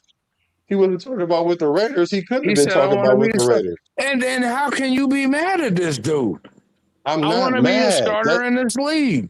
I'm not mad, but why would you? Why would you say that, knowing you're not going to start for the Raiders? Why would you say that? That means he's trying. He's giving that up. So let me ask y'all, do y'all want a dude to come in and say, "Hey, no, I'm number 3 and I'm happy being number 3"? He's not understanding, Black. I gotta go. But all right, bro. Being on the panel with you guys. Right on, Twan. Nice meeting you, J-Ro. Yeah. And Black, I'll hit you up later, man. Peace to you, bro. Nice meeting you, J-Ro, for real. Nice same to you, bro. Peace to you, Pizzle. All I'm saying is, if you are a kid and you know that y'all barely eating because y'all keep eating noodles every night, and the kids say, I want to go to Disney World, yeah, you can want to go to Disney World all you want. But the reality is you're not going to Disney World. So don't keep saying you're going to go to Disney World when you know you can't afford it. That's my point. It's not Black, that a kid is supposed to want to go to Disney World. You should want to go to Disney World. But the reality is you're not going to Disney World, my guy. Not here, not at this time. Okay, and Black, I know you like the what you call them, like the making a situation. So I'll say the same to you. If you had a son that was the second team quarterback on his high school team or whatever team he was on, would you tell him, hey, you better be good with being the second team quarterback and just accept that and just, you know what I mean, be quiet when did about I say that? When did I say that? No. I'm not saying you did. I'm asking you, would you be cool with that? With him just saying, hey, I'm the second team guy, and you know what I mean? Thank God for that. Like, that's what I'm asking you. Like, what do we expect Aiden to say? Of course he wants to be a starter. No, I expect him to say nothing. That's the point. I'm not saying he shouldn't think something. I'm saying he shouldn't say something. But now, to your question. They put the microphone in front of his face. Yeah, but he's a professional. He knows how to duck the question. So this is my thing. Nah, you don't think that this man wants to be a starter somewhere? I'm not saying he shouldn't want to be a starter somewhere, but don't say it if you know you ain't going to start here. But this is to answer your question about if my son was the third string quarterback, right? Yeah. And then he said he wants to start. I'm not going to tell him to look at the top of the mountain. I'm going to tell him, well, what you need to do is get good enough to become the backup first. Don't go out there and tell coach, well, I think I'm good enough to be the number one player and I want to start. Yeah, that's good to hear because that's the right mindset. But the coach gonna look at you like you crazy because he's gonna be like, you're not even better than the backup. So, and if that's the reality, you have to deal with reality first before you can climb Mount Well, Everest. You know, you got to take the first couple steps first before you start talking about being on top of the mountain. what does your play say, Black? That's the thing. What does your plays? That's what I would ask my son. What does your play say? And it's like back in the day, old Tribe Called Quest. And I know you about old as me, Black, and I know you remember this. And Fife Dog said it. He said, if I don't say I'm the best, tell me who the hell will. You know what I mean? If I don't say it, who the hell is going to say I'm the best? We're having two different conversations because you guys are keep talking about mindset. I'm talking about reality. All I'm talking about is you get mad at AOC for saying he wants to be a starting quarterback. I'm not mad I ain't at mad him at that dude for that. I'm not mad at You him know for what I mean? saying If that. AOC was my son, I would have, after he said that, I would have gave him a big old hug, you know what I mean, and bought him something to eat. Yeah, Like and he still would have been the can't. backup. And he still would be the third string quarterback because you over there avoiding reality because you want him to say, yes, that's right, son. That's the way you're supposed to talk. Forget how you talk, it's how you play. Now let me ask you this question. Go ahead, Black. At this point right now, is AOC a starter worthy quarterback for the Raiders? Yes or no? We don't know, Black. We No, don't you know. don't know. You don't know. No. No one knows. No, Bro. you don't know. I know. Okay. Don't speak for me. Do I you know know? that he's not good enough. So you can significantly say Yes. no. Yes. Why? Why can you say no significantly? And I can spend an hour telling you why. But let's start with the most glaring one of them all. Other than the fact that his numbers, ever since his rookie year, has depleted. Not only has his numbers depleted, his playing time on the playing time on the field. If I had a quarterback that started 10 games his rookie year, then played 7 games his second year and was getting hurt, and then his third year didn't see the field until the last game and only played 3 quarters, I'm not telling that person, hey, you know what? You know you can be. Hold on. His ability to be on the field. I wouldn't tell my son, hey, yeah, you went 5-5, then 2-7, and then you didn't play no games. I'm not gonna tell him, yeah, you're starter worthy. I'm not gonna lie to him like that because you're not. The no games were due to what? Injury. No. You said he went. Say that again, Black. He went from 10 starts where he went 5-5. Then he went to seven starts to 2-5, which is going back, which is going backwards.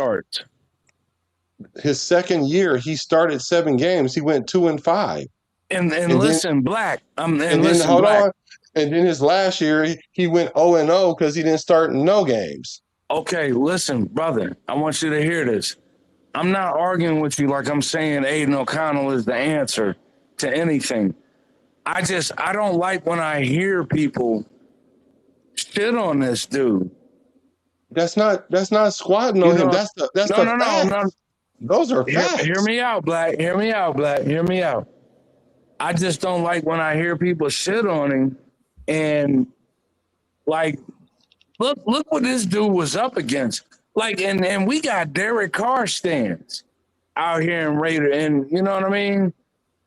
In Raider Nation. But look what Aiden O'Connell went up against. I mean, it's like, come on, man. Like, what did we expect from this dude? What did we expect from him? I expect him to be able to play. When we drafted him, he was what? He was a 4th rounder. I didn't expect him to come in and like take over the league or nothing like that. I'm just saying I ain't gonna talk bad about it, dude, because he never had a real shot. Time out. How is that talking bad about him when I'm telling you he started 10 games, won 5 games, started 7 games, won 2 games, and then his third year he didn't play at all. And how is that be talking bad about him when that's the reality of his career? No, no, no. Okay, so And then hold on, and then the sum of all that, you're gonna tell me he's a starter? Like how? Black. We're talking about wins and losses. I'm Is that talking the about measure? Is that the KPI that we're using against this dude? no. That's not the main. That's the default. But the issue that I had, and I've been saying this from the very beginning. If you're going to be a starter in this league, you have to have Uh-huh. the ability to play, if not all the games, at least 15 to 14 to 15 games. Aiden has never shown that he can play a whole season without being injured. This dude When got did he have a airlifted because he chance, bruised though, his knee. Black? He had a chance. He had a chance to start when AP was here. He had a chance to Oh, not only come start. on, Black. Hold on. Don't tell me that they didn't bench Gardner Minshew for him, because they did. And when they did, hold on. And when they And did, he came. eventually Hold on. they did. Hold on. But when he did come into the game because they sat the starting quarterback, what happened? Got injured. So my number one issue with Aiden O'Connell is not his play. It's not even his record. My issue with him is his inability to stay healthy and play on the field. We haven't been able to see what he can do for a full year because he can't stay healthy. I have a problem with how he feels. He should feel that way. I'm not ever discussing that. I don't know why people like to keep using that as a talking point to me, because I agree with you there. All I'm saying is, if you cannot sit on the field and be a starter, then and you've never shown it, why should I believe that you can until I can see that at that position? Okay, so I don't know. No, Twan, answer that. let me No, let answer. me No, ask you, no, no, no, Twan, no, and no, no. Don't I ask. got No, a no, no, feeling no, no, what no, you're no, gonna no, say, no, no, no, Twan, no, but no, no, no, no, no, no, no, no. We'll get to I Twan. just want to No, hear no, no. I Twan's want you to. I want you to. opinion. No. I want Antoine, because I want Twan to say something, because his silence is golden. But I want you to answer this question, and I want even Webb to answer this question. Webb, you know I Say, hey, love my you. fault. Hey, say it again, Black, because This is I've dropped out for a second, brother. yeah. This is my question. If you have not shown that you can play majority, I'm talking about 85%, 80% of the season without being hurt, why would I put my trust in you as a starting quarterback when you've never shown it? And not only that, every year that you've played, you've declined in some way. How does that equate to a starter? How? Okay, okay. I'll say this: what quarterback since Derek Carr has shown that? I'm not talking about nobody else but AOC. No, no, That's all no, I'm talking and about. but no, because we're doing a measurement, right? Okay, let me answer the We're question. doing I'll a answer the measurement. question. Since you want to answer my question with a question, I'm going to answer your question. Hopefully, it helps you answer my question. Let me tell you who had the ability to do that. Gardner Minshew. When Gardner Minshew got hurt, he came Okay. back. When Geno Smith got hurt, he came back. You want to know why? Because they've already proven that they can go through a whole season multiple times. Oh, wait. AOC is AOC. Gardner Hold Minshew on, hold has on. went through a Gardner whole season. Gardner Minshew has played many Careful seasons what you all the way say. through. No, Gardner Minshew has went bro, through a whole season. Gardner Minshew has played a full season before, more than once. With who? And Don't say Jacksonville. Don't say okay, them. I got to do this again. Okay, even if let's take Gardner Minshew out, but I'm about to give you Okay. the stats for Okay. Gardner Minshew. Geno Smith is an example. He got injured and he came back. You want to know why? Because he has the ability to play all the games. We have never seen AOC come close to playing 17 games. Matter of fact, AOC. hold on, in his 3-year career, he started exactly 17 games. So you telling me it took you 3 years to start a full season? So you essentially spent 1/4 of your career as a starter, 1/4 of your career on the bench, and the other quarter of your career being a backup. So I've seen all I need to see from AOC, because I've seen him in all three fashions. What we need to do, create another situation for him, or we need to have him start under this new Kubiak system because this is the best system for him. So they should just let him start now because he hasn't had that opportunity. Okay. Can I go, Black? Absolutely. Okay. I just look. Did you see the video the other day of Kirk Chains trying to run them wind sprints? I did. And how crazy that dude look? All I'm saying is, look, man. I'm not sitting here trying to be some AOC stan. I'm not doing that. All I'm saying is that AOC never got a fair shot. Can we at least agree on that? Like you know what I mean? Like when the AOC we came in. can't. Okay. All right. So you think that Gardner Minshew truly beat him out in training camp? I don't want to get in the weeds about that. I don't want to get in the weeds about that because I think that Gardner Minshew is a better quarterback than Aiden O'Connell. Sorry. But now to answer your question about What Gardner makes you say Minshew, that? What makes you say that?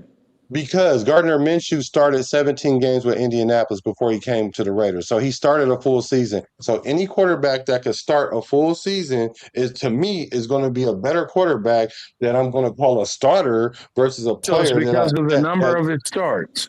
it starts there. That's not the whole Doesn't thing, matter but what I he mean, did, no starts. It's because no, of the number of it his doesn't starts. matter. You could be dope as all you want to, but if you only can play 5 games, 7 games, 10 games when the season is But no 17 one, games. look, Black, we didn't draft AOC thinking he was going to be our starter. So why y'all think he the starter now? That's my And question. who thinks that? I don't know who thinks that. You I think was that talking about as far as a backup. That was my whole point. I said he would be he's a backup? cheaper.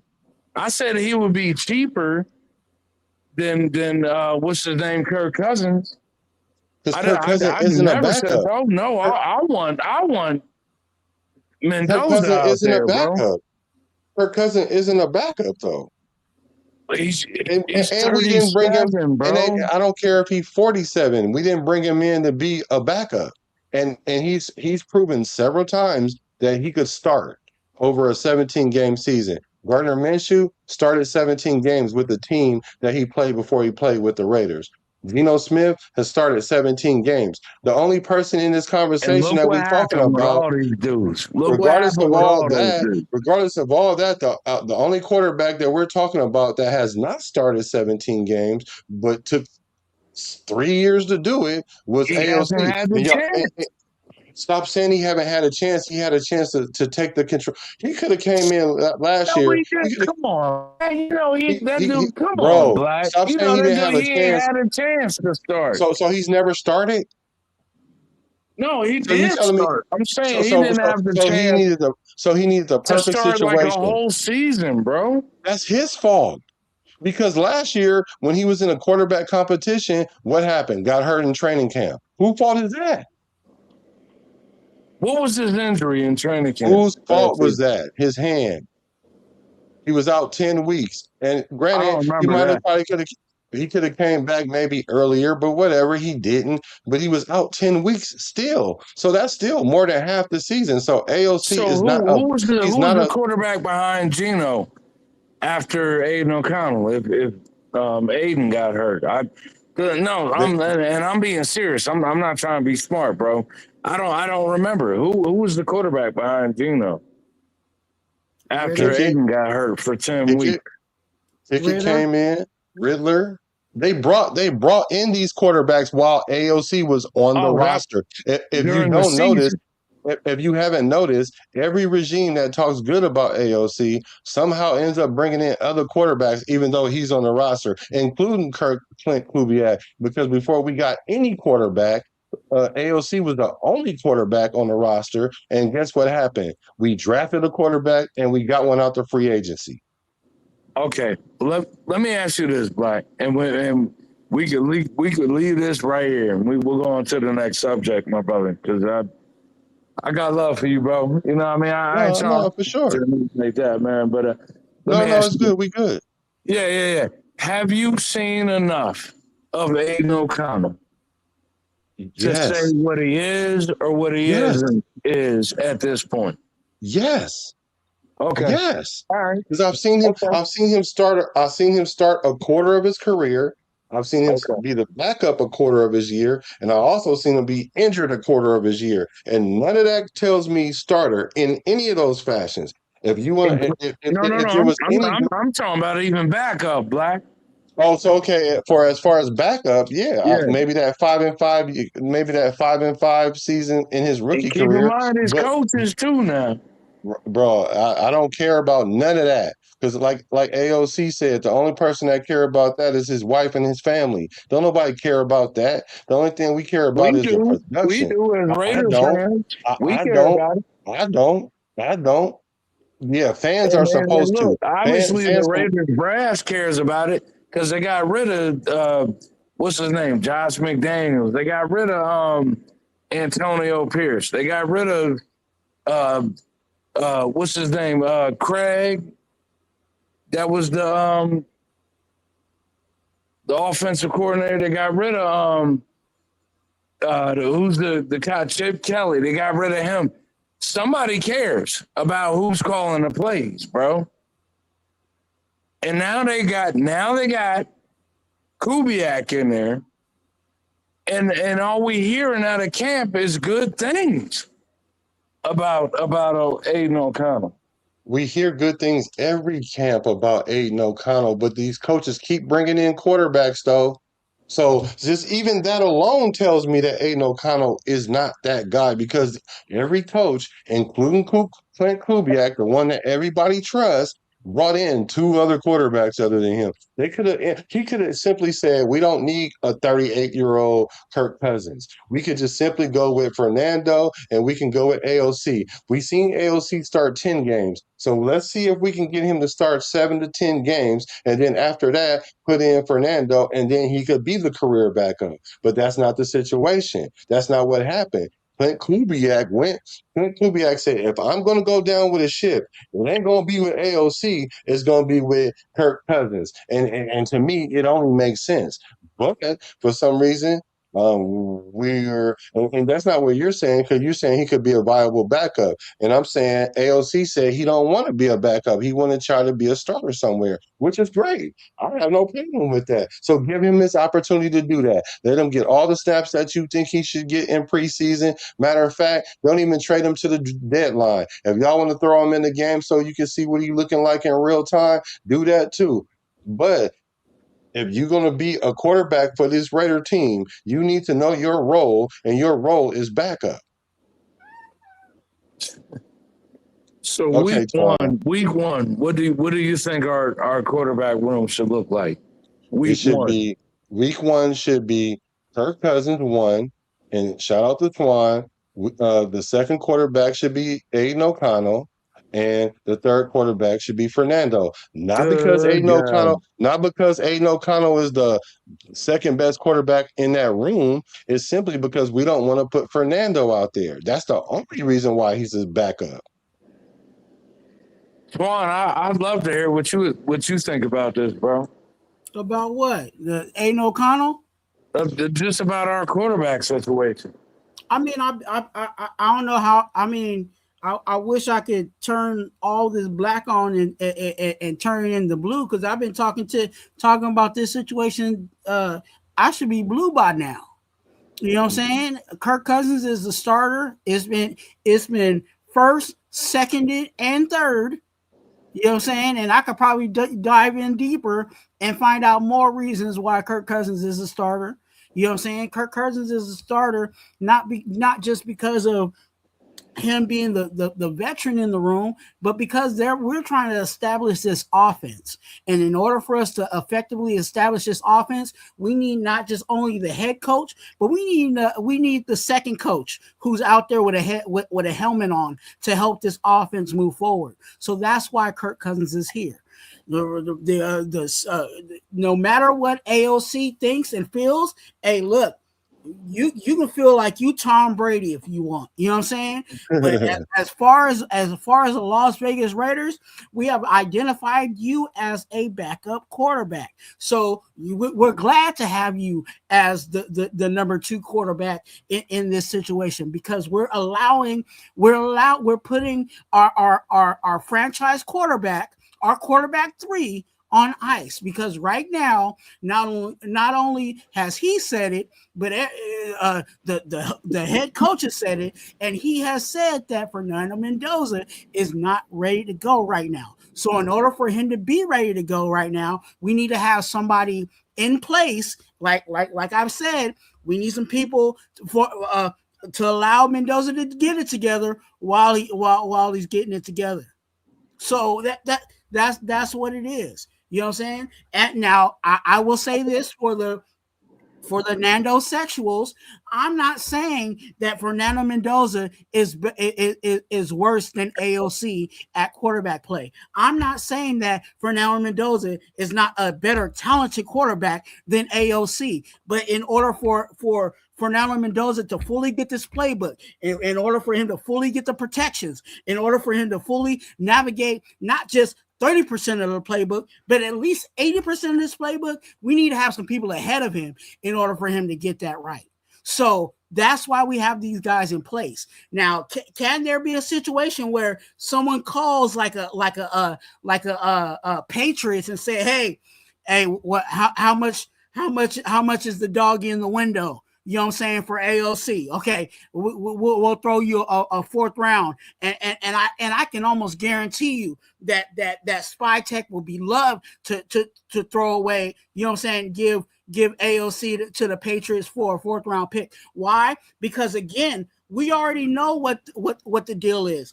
The ultimate deal is that Kirk Cousins is our starting quarterback, and hopefully Mendoza is ready to go. So there is no future plans right now at this point in order for AOC. Now I will say this on the flip side, because there's another variable that may take place. There may be a situation where they say, hey, Fernando Mendoza, you're ready to go. Okay, Kirk Cousins, we don't necessarily need you anymore. Okay. We'll keep AOC as a backup to Fernando Mendoza. So there are some things that can still be played around, but no matter what, it still equates that AOC is a backup here for the Las Vegas Raiders. He can go to the Tokyo, you know what I'm saying, to the Tokyo Terrapins, you know what I'm saying, that play football and be a starting quarterback. He can go to the Singapore Donkeys and be a starting quarterback. But as long in Nevada, he's a backup quarterback. Church, preach, tabernacle. Now I know you had something to say about the Nando sexual thing. Did you want to say that before we get into Kirk Cousins? Because you did say something about him running them wind sprints at 1.2 miles an hour. So, but I do want to give you a chance to say something about the Nando sexual thing. You there, J-Ro? Yeah, I'm here, bro. I don't know. I just don't understand how any organization puts that much stock in a player to draft them number 1 overall, and for that player to be the Heisman Trophy winner, and to lead his team to be undefeated, and it's just I don't know, and it's like I feel like almost like, why am I arguing with y'all? Because y'all should love that fact too, like that we, you know what I mean? Like we coming into a point where the Raiders haven't seen this. You know what I mean? Like this is something we've never seen before. Mm-hmm. That's why the fans don't know what they're talking about. The fans are talking from a place of emotion. And that's because they think so Black. That's what I'm saying. Why the because hell are they're. we talking about a Kirk Cousins? I'm about to Why tell you the hell why. are we talking about a Kirk I'm about to Cousins, tell bro? you why. Because I'm about to tell you why. Two reasons. For one, Kubiak saw that it was a reason. Like for one, he saw the reason. Two, y'all should know the number by now. 25, 82, and 2. That's the record of number one picks that are quarterbacks, and they come into this league and you start them from day one. Matter of fact, those are some of the great quarterbacks that we got. That includes Joe Burrow, who went 2-7-1, and because when you play them the first year, you put them in peril. Now, But the reason they why took their lumps, Black. the They the, took re- their the reason, lumps. yeah, they took their lumps because they had to. Because a Yeah, lot of but those they, hold on, exactly. hold on. Because a lot of these quarterbacks that went to a team did not have a quarterback that had the ability to win games. That's the reason why they were picking number one in the draft. We were in the same boat, except for Clint Kubiak said, "Hey, I don't want to put a guy out there knowing that 25, 82, and 2, and that's telling me that what is these lumps that we're talking about? Because if we put Fernando out there and he don't play well or he get injured, what's the first thing the fans gonna do? Oh, he's a bust. I knew we should have drafted, we should have Black. traded It's and like moved. what I sent you the other day. Hold on. You got to listen to what I'm saying so Go that way ahead, you bro. don't keep Go ahead, having bro. these questions. Because if we put Fernando out there and we can ruin this kid's confidence because we putting him out there to take these lumps as we calling them, and then he doesn't pan out, then we're going to be sitting here talking about we're in the same boat. We should have never drafted him number one. We have a quarterback, and however y'all want to sit there and say he's 38 or whatever, 40 or whatever. What I do know is a lot of the quarterbacks. I've seen Tom Brady win Super Bowls after 40. I've seen Stafford win one when he was 32. I've seen Peyton Manning win. I've seen older quarterbacks. You want to know why? Because it's hard to fool older quarterbacks because they've seen it all. So if Clint Kubiak had enough to say, look, I need to put a Black. quarterback in Tell me when they position. come. If I need to put a quarterback in I'm joking position, with you, bro. if I need to put a quarterback in position to be a bridge until Fernando is ready, I will do so because a lot of people said that Fernando in any other draft would not have been a first round pick. And if Well, that is what? true, But Black. But Black. Okay, excuse me, please, please let me stop you, brother. What are we trying to do? If what it like? We want Kirk Cousins to win 7-8 games, and we good with that, and then Kurt or Fernando comes in,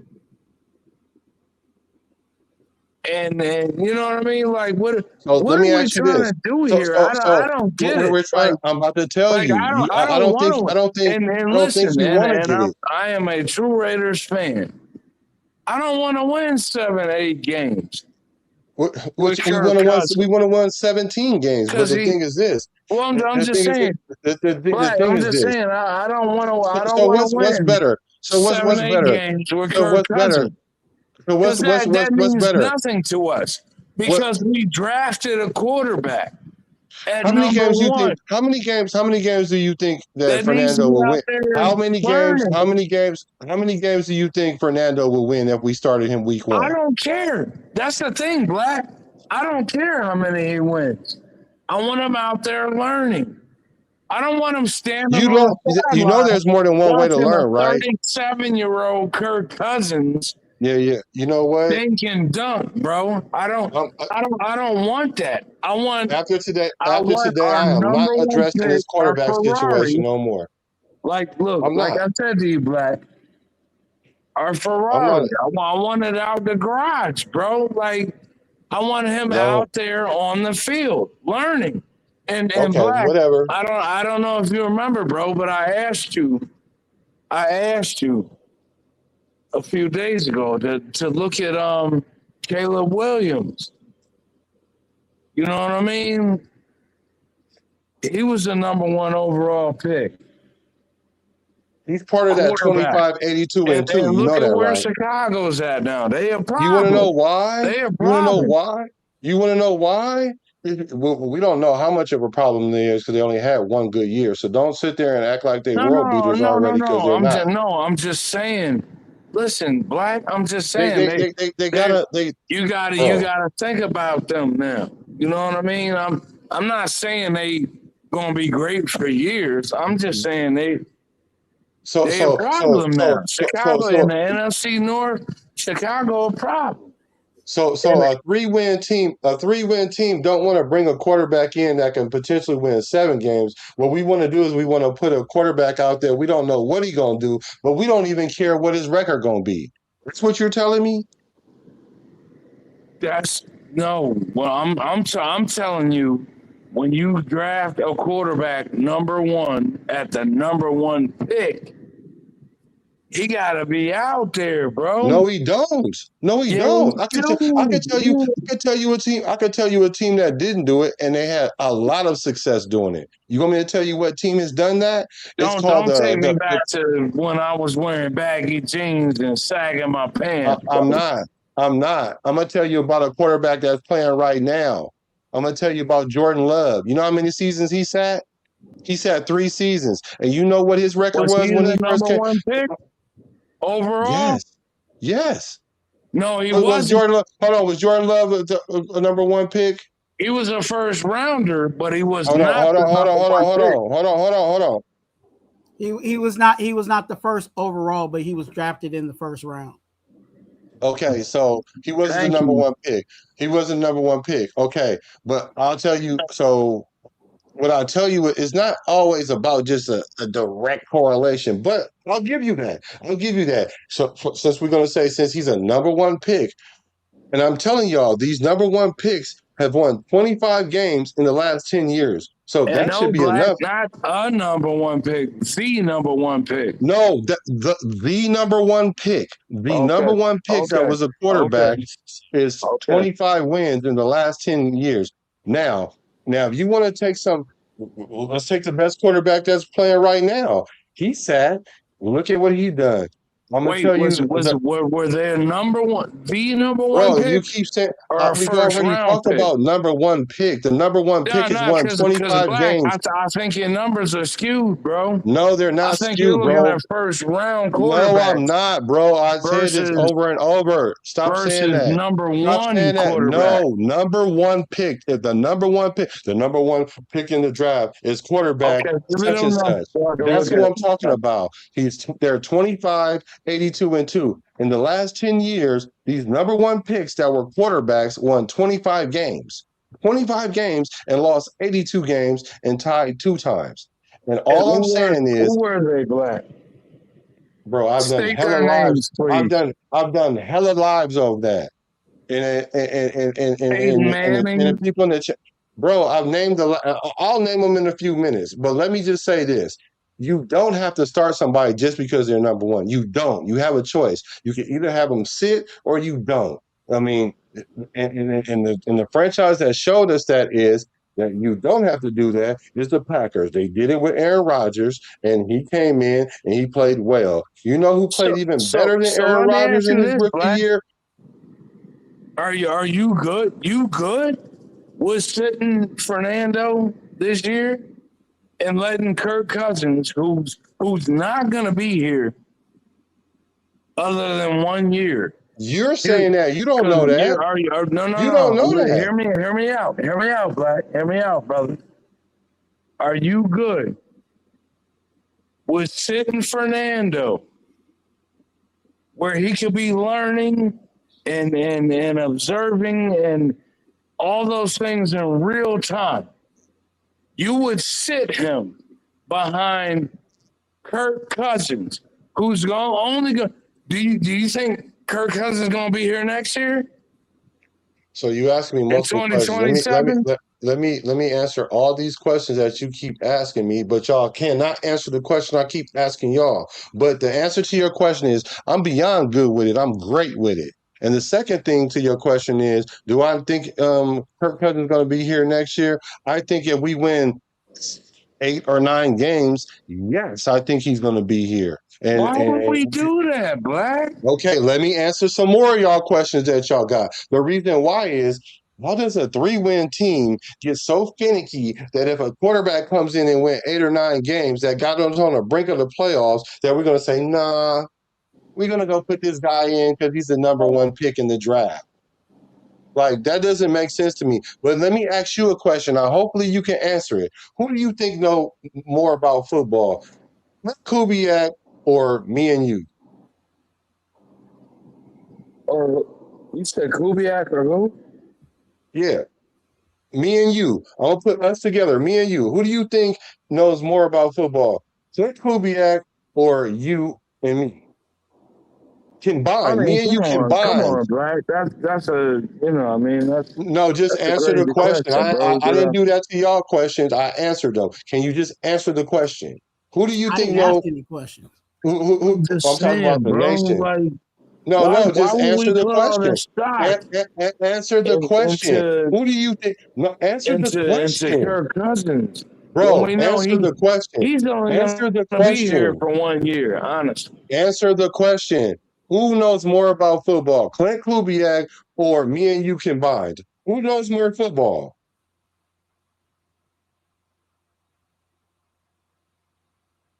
Okay, I'll answer it for you. Clint Kubiak knows more football than you and I do. And guess what? Clint Kubiak says I'm sitting him. So guess what? I'm going to lean on his understanding more than yours and mine.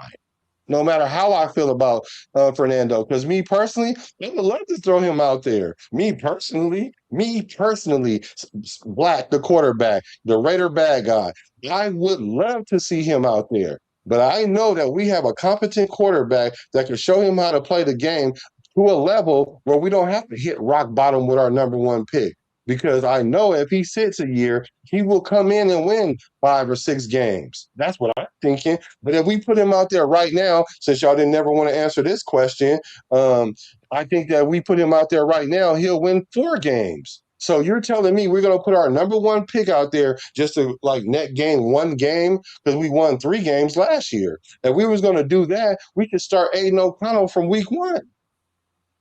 If we're going to do that, because I think Aiden O'Connell can win us more than 3 games. It's just that simple. It's not about how I feel. It's about I'm looking at the tea leaves. I'm looking at matter of fact, I'm listening to what the coaches are saying. I'm listening to what Mendoza said. Mendoza just said yesterday, I'm far away from being ready. So he's saying that. So why do y'all keep trying to throw him on the field when he himself is telling us he's not ready? Can you answer that question? Why would you put him out there and he said he's not ready?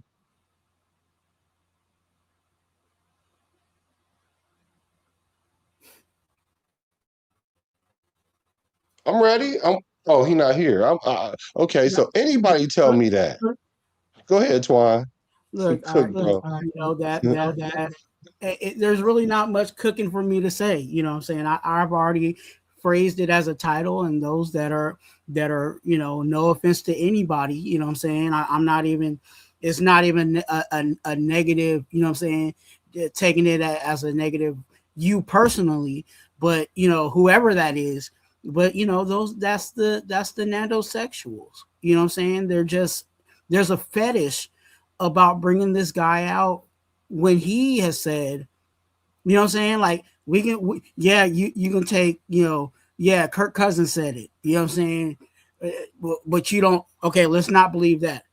Clint Kubiak has said it. Okay, if you don't want to believe the head coach, that's fine. But when he himself, Fernando Mendoza himself, has said that he's not ready, why are we throwing this guy out there? Now, number 1 overall. I get that because I was on that same boat. If you're number 1 overall, you should be ready to go. But that's not the case with us right now. And because we're in a position where we have 2 guys that can hold it down until our franchise guy is ready, then that's what we have to do. If it please the people that are classified as Nando-sexuals, refer back. And this is something that Raider Twuan has said. This is something that the chaplain of the nation has tagged as the group. Because remember, we had Derek Carr stands. This is the Nando-sexuals now. Okay, go back and listen to everything that Fernando Mendoza said that he needs to work on as to why he's not ready. One thing, let me highlight it. So you and let me do reading rainbow. After listening to this, don't take my word for it. Go watch it yourself. One thing he said, point one, protections. Yeah. So we want this young quarterback to get behind a line and not know his protections so that he's immediately running for his life. Okay. Let nanosexuals, let's look past that. Okay. Second thing, he does not know the playbook. Mind you, we knew we were drafting Mendoza. So when we knew we were drafting Mendoza and he came in for his visit, one of the things that was spoken, but that was not spoken, was that he already had the playbook. So he's already had time looking and diving into this playbook before. And then let's break it down even further. Didn't he go talk to a starting quarterback to learn the West Coast offense? Because the offense that he was running was not what the West Coast offense was. But we want this guy to get behind this offensive line that he does not know the protections. Yeah, let's throw this guy out there and see how that works out for us, so that we can go back into the draft next year, and that we can go back into week 12, where some of these content creators were twerking and dancing to the team that says just win, baby, is cheering that we should be tanking. Do we want to go through that again? So I don't care. Listen, this is Raider Twuan. Listen to this Raider gospel. I don't care if Mendoza doesn't come out and play until his 5th year. Because my hope is that hopefully by his 5th year, after we have everything solidified, after we have the offensive line that's the best offensive line in the NFL, we got the weapons to get it done, we got the running backs to get it done, and the defense ready to go, that when this quarterback finally gets his first snap, that he's getting ready to march us to a Lombardi. Because we're not for the short term. We're here for the long term. So if it takes a little longer for Mendoza to get it right, then that's exactly what we need to do. Because I am tired and I am ashamed of some of these people that call themselves Raiders fans that were calling for us to tank. There's no tanking in Raider Nation. And you know who I learned that from? Violator himself. So if you got an issue, go talk to Violator about tanking and see what he tells you about it. You guys got to get it. How many times do these guys got to go up there and explain this to us? How many lives have me and Black have gone over this topic over and over ad nauseum? That's why the term Nando-sexuals came about. Because it's an uncontrollable fetish at this point. Yes. Almost like some of you guys are laying in bed with Fernando Mendoza. And that's why, and y'all never see Twuan like this. I'm like that because I keep hearing it over and over, and I've been chill. If y'all want me to go there, that's what gets me there. And I'm like, look, if y'all want Wait, to hold on, shop at Black. the Lululemon, Hold on. And by no means, you guys, I'm saying all of this in love, but I'm just saying, yes. look at all the information we received. Again, don't take my word for it. Go listen to these press conferences. Go. I know there's somewhere that you can get the transcripts on what was said at these press conferences and start highlighting all this stuff and dive it down for yourselves. Because obviously we telling you guys this and you guys are not taking it for what they're saying is going to happen. Tom Brady from the get was talking about how he wants the quarterback to sit. That there goes another point. Sorry, Black.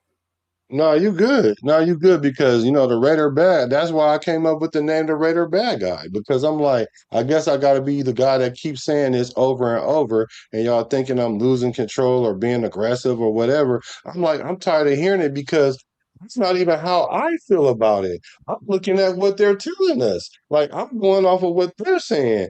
I want to see him start too. But if he's sitting there, if Fernando say, look, y'all, this offense is next level, and we building something special here, and I ain't got it right now, I appreciate the honesty, and I'm gonna run with that. I'm not gonna sit there and say, well, nah, you the number one pick, get out there. So the moment something don't go right, then the Raider Nation get to being in their feelings again, and we be even worse than last year, and the worse than the year before that. Like, nah, I ain't trying to hear that. I'm not trying to see us go through all that for one extra win or two extra wins, and we still picking in the top five or top six. Like, that don't make sense. And if these guys are smart about football, and we all trust Clint Kubiak, and Clint Kubiak saying that, and if the world's best quarterback allegedly is saying that, and why aren't we listening to that? And the only thing that makes sense is what? Nando sexual. That's it. That's the only thing that makes sense to me. I'm gonna read some of these comments about Kirk Cousins. I want to make sure I do get what you guys said. One thing that was funny was I saw right here by hold on, let me see. Dang it, I just had it. He said it was right here. He said somebody said that he thought I was gonna go back. He thought that Kanye Black was gonna go back to the white T-shirt era because I had a white T on. You know what I'm saying? I was gonna go back to that, but I didn't want to go that far back because I know that sitting the quarterback is beneficial. Playing quarterback, watching somebody else play quarterback that was better than me helped me learn the game. That applies to every position, but especially the quarterback position. But Go ahead. go ahead. No, go ahead. So I'm No, gonna find his comments. and let me take a quick sip. If you look at the guys that had success by sitting, that allowed the rest of the team around them to get better. When Jordan Love came in, and we saw the success of Jordan Love. When Patrick Mahomes came in, and we saw the success of that. When Aaron Rodgers even came in, and we saw the success of Aaron Rodgers, the offensive line was already solidified. There was no questions about how that offense. I'm not saying they were the top of the top, but they were a competitive offensive line. Okay, the weapons knew exactly what they needed to do. The wide receivers were ready to go. The running back was already on the roster. You know what I'm saying? By the time it was time for that young quarterback to get out there. And yes, that quarterback still, when he gets out there, there's going to be some learning process. But when you have the pieces around him where there's not too many questions about that, that is when you're setting your player for the best possible success. And right now, can we really say, sometimes we got to take off our Raider hat. Can we really say that we have all the pieces, not only just on paper, but are they gelled enough in order for a young quarterback to get behind that? Are we really trusting this? It has this new offensive line that we got jailed. What everybody talking about? We need wide receivers. Why? Because there's question marks at wide receiver on who's going to actually step up and who's going to be in place. So you got the line that has questions, the wide receivers that have questions, on top of a quarterback that doesn't know his protections yet and doesn't really fully know the playbook. And again, you want that player to take the field?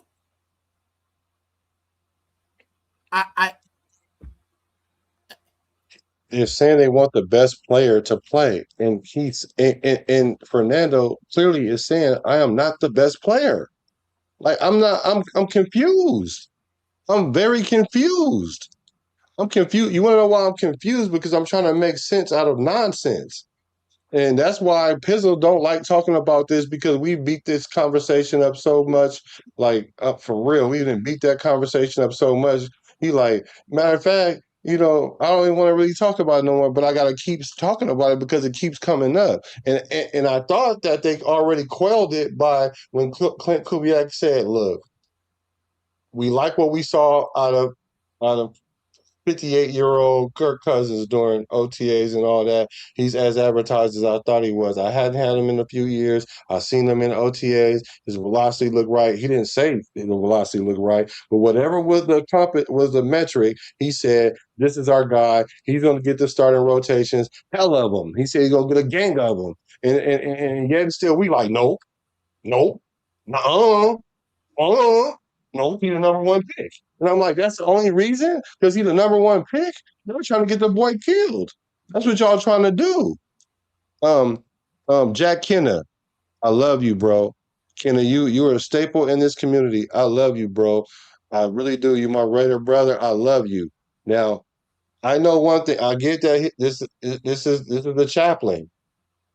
Now, nandosexual is not no bad term. Like, that's just like saying homosexual is a bad term. Or It's heterosexual. or heterosexual. It's a legit term. It's not nothing demonic about that or anything. So I don't have a problem with it. You have the right to have a problem with it. I'm just saying, let's not take it please don't take it that far, because I got a good idea of Twan's heart based on the fruits that he has, that I've seen the fruit that he bears. And I don't think he means that in any other way other than what he's saying. So please have some understanding. Please do, because I'm not going to stop him from saying it. Matter of fact, I dang near might start saying it. And then I'm going to lose subscribers. Because anytime I lose subscribers is when we have this conversation. And I play quarterback, and I'm quarterbacking, and I'm like, bro, if in this situation, this is what Kubiak is saying. Like, even on my own personal level, because like I said, I want Fernando to play. But if, like Quan said, if it takes 5 years for us to get it together and he hit the field and he doing his Dougie, he doing his big one, it was worth the wait. That means we protected our our investment. Why just stick him out there? Because then what if he does? What if the game is too big for him? And what I mean by that is the league catches up with him in the first year. Now he got to play catch up, and he's already playing catch up. He hadn't even had a full off season yet. Like, let's be a little understanding. And like I said, Jack, I'm not speaking for Twan. I'm just speaking from where I sit when it comes to that. Now, if Twan want to address that, I give him every ample opportunity to do so. No, I stand on mine. You know what I'm saying? One thing in the word it tells you is let your yeses be yeses and your noes be noes. I said it, and I'm the one that tagged it. You know what I'm saying? And again, it's not necessarily a negative. It's not in the negative context. It's just identifying a group of people that cannot see past the facts that are given. You know what I'm saying? Yes, like I said, all of us, if you watch earlier when I was talking about it, trying to explain what a nandosexual is, yeah, we're all Raider fans. We all should be fans of of the players that come to this team. But when you are in a state where you are ignoring the facts that are provided for you in regards to that player, then it becomes more than just being a fan. It's gone beyond that. So yeah, I'm identifying those group of people as Nando-sexuals. And there's, again, I love you, you know what I'm saying? I love Nando-sexuals, whoever that may be. So Right. it is what it is. Now I will kind of change the topic a little bit so we can move a little forward, but it still stays in that quarterback vein. What happens if obviously Kirk Cousins is a starter. Let's say we have a great season with the Raiders and Kirk Cousins goes out there and we win 10, 11, 12 games. And we go into, the season's over. Are we immediately going to Fernando Mendoza, or are we letting it roll? I really want to know your question. Your answer. Would you guys be? Would it be an automatic hard go to Mendoza, or hey, Kirk Cousins had us 12 wins. We were obviously that was enough to get us in the playoffs, maybe getting close to the second round. Run it back. What say you? So let me ask you this question real quick. Maybe this might help because I'm gonna answer it as well. Would you rather win 4 games with Mendoza or 6 games with Kirk Cousins? My shield tells me just win, baby. I don't know what I don't know what other people's shields say, but my shield says just win. And 6 is more than 4. And my answer is yes. I would rather have Kirk Cousins win 6 games more than 4 because you know what? 6 games is twice as many as we won last year. 4 is only 1 game more. We almost won 1 more extra game. We just lost it at the end. So like that's not much progression at all. I mean, like if you put a number 1 quarterback out there, you would think you would win more than the 3 games that you did last year. But see, they threw Cam Ward out there, number 1 pick. They won 3 games or 4 games or something like that. They won the same amount of games. Now, the beauty about him is he took his lumps and didn't get injured. That's a positive, net positive. But trust me, they didn't have no other quarterbacks on that roster that could have played to the level that he played. So, yes, I would rather have 6 games with Kirk Cousins than 4 with Fernando. Now, Chad, can you guys answer that question? What you guys feel about that? Let me read these comments about Kirk Cousins because I want to move it forward to Kirk Cousins then instead of talking about Fernando, the third string quarterback. He said, Jet Li said, I wanted Kyler Murray over Kirk Cousins. Both the same price tag, and Kyler is more mobile with better footwork coming off the center. I can see Kirk is still bothered with that leg injury. Why the hell would you want to start him right now when you're not sure about the wide receivers and O-line? Frank Weber, the truth hurts. I know Kyler's going off this season, Mark. Remember this talk. We're not even sure Kyler going to start where he at. We ain't even sure about that.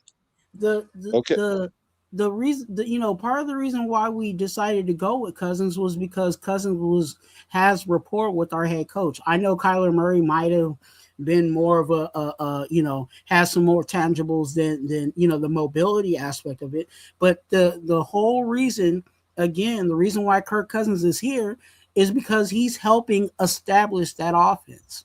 You know what I'm saying? I'm not saying that he's coaching I'm not saying that Kirk Cousins is the head coach, but he as a guy that's familiar with the terminology and what needs to be done on that offense can help, you know what I'm saying, speed us up. You know what I'm saying? Get Trey Tucker and nail, all the starters on speed. You know what I'm saying? Get as much as we love Brock Bowers, get Brock Bowers in a situation where he's not only knowing the playbook, but the nuances within the playbook where, okay, we're in this coverage, Brock Bowers, I need you to break it off and sit down. You know what I'm saying? Certain things like that are things that him as a veteran, he's able to clarify because he's gone through this, you know what I'm saying? Not gone through an essence of what Kubiak's playbook is. So that's why he's here, you know what I'm saying? And that's what he's bringing to the table. So let Kirk Cousins, as much as you may not like him, allow him to set the foundation for this future quarterback. I'm with Fernando. Let him be the future guy, but let's establish something. Let's establish the foundation before we put this guy out there on some, on some quicksand or something. Yeah, you want to build a foundation on rock, not sand.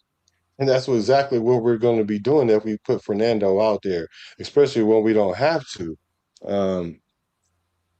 Comment. Perfect scenario. Kirk is playing good, but Mendoza is showing great progress in practice. Another team fighting for a playoff.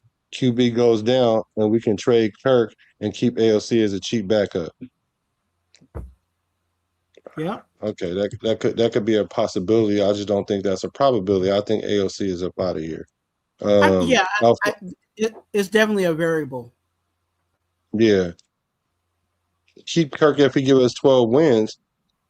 If Kirk get us 12 wins, you know what? I'm just gonna accept that. You're right. Black. What was you about to say, dog? 12 wins. If Kirk Cousins get us 12 wins, Fernando better sit down until Kirk Cousins retire. Straight up. Straight up. And as far as go ahead.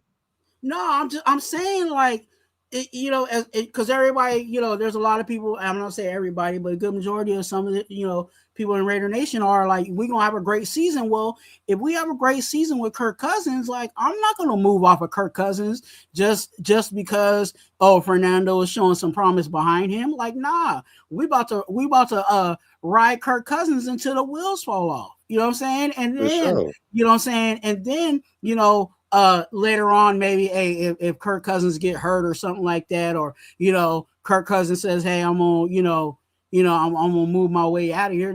Then okay, yeah, Fernando, it's been on you. You know what I'm saying? Like that's the same thing with Jordan Love. Like Kirk, Aaron Rodgers was playing well. Like I forgot how many wins they was getting. Almost like 12 wins every year. You know what I'm saying? Until they, he's like, okay, well, I'm gonna move on and da, da, da, da. So yeah, like we need to be okay with that if that's the case. I'm not saying I don't think we'll be 12 wins. You know what I'm saying? But if that was the case, I'm not just going, thank you for the 12 wins and thank you for the playoff win that we haven't had in I don't know how many years. Let's go ahead and move on from you. Like, nah. And Aaron Rodgers made sure Jordan Love stayed on the bench. Yeah. Right. And and when you talk about pushing the quarterback, that's how you push the quarterback. Because look, they know that Aaron Rodgers knew that they drafted this quarterback, so of course he's gonna feel some type of way, right? Because his fans gonna say, well, we just drafted a quarterback, we need to move on. Well, we haven't won nothing with him since then, so we need to move on. So you push him by bringing that guy on, and it worked until Aaron Rodgers was like, I'm over it. You know what I'm saying? And that's what ended up happening. And Now as far sorry. And, no, and Aaron Rodgers knew what time it was because where's he at? He's at the same practice that Jordan Love was at. So he saw Jordan Love cooking behind him, you know what I'm saying? So he knew that, like, hey, I better get my stuff, as long as I want to stay here, I better get my stuff together. That's what Clint Kubiak is trying to establish here. What did Clint Kubiak say? Kirk Cousins is a starter, but we need the guys behind him to push him. How do you do that?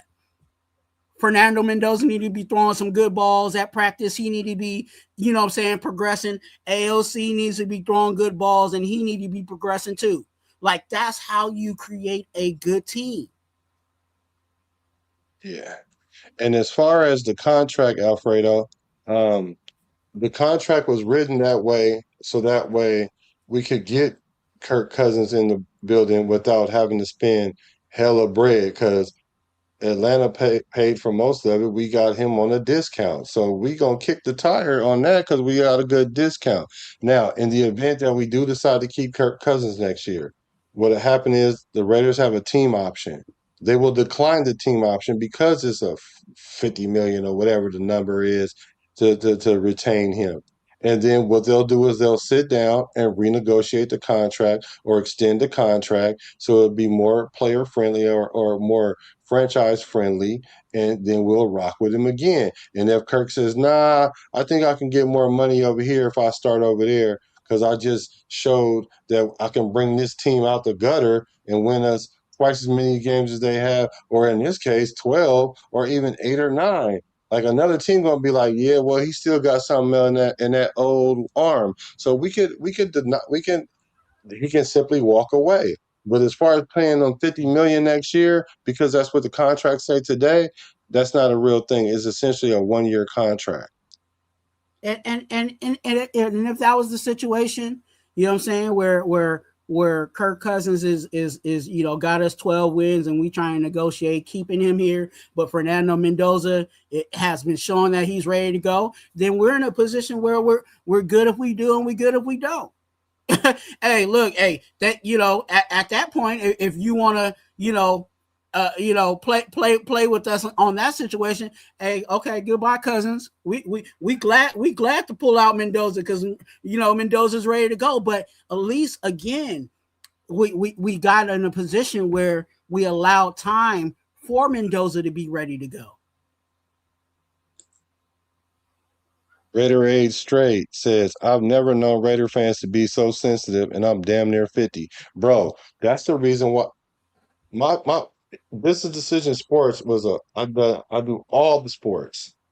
I've done hockey games. I've done tennis matches.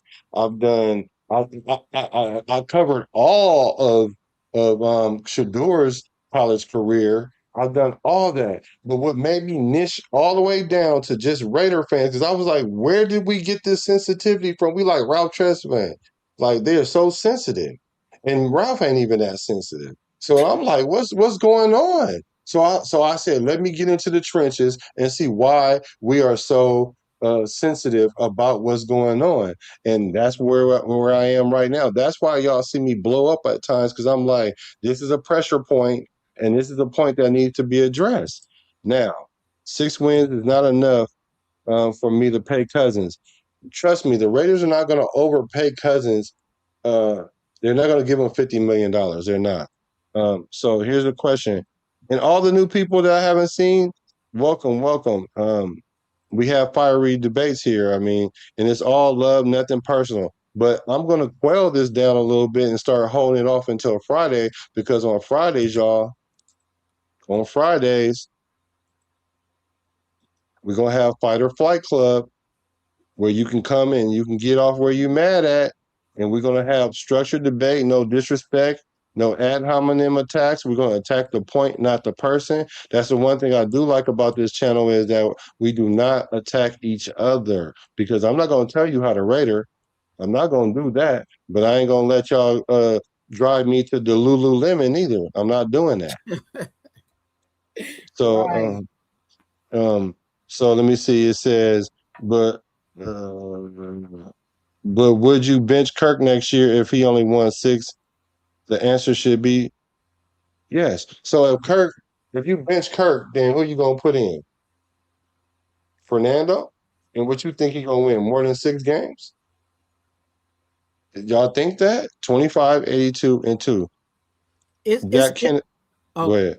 no, No, go ahead. it's really going to play on the variable. Yeah, there's going to be multiple factors as to why they decide. Okay, yeah, Because again, yeah, 6 wins with Kirk Cousins.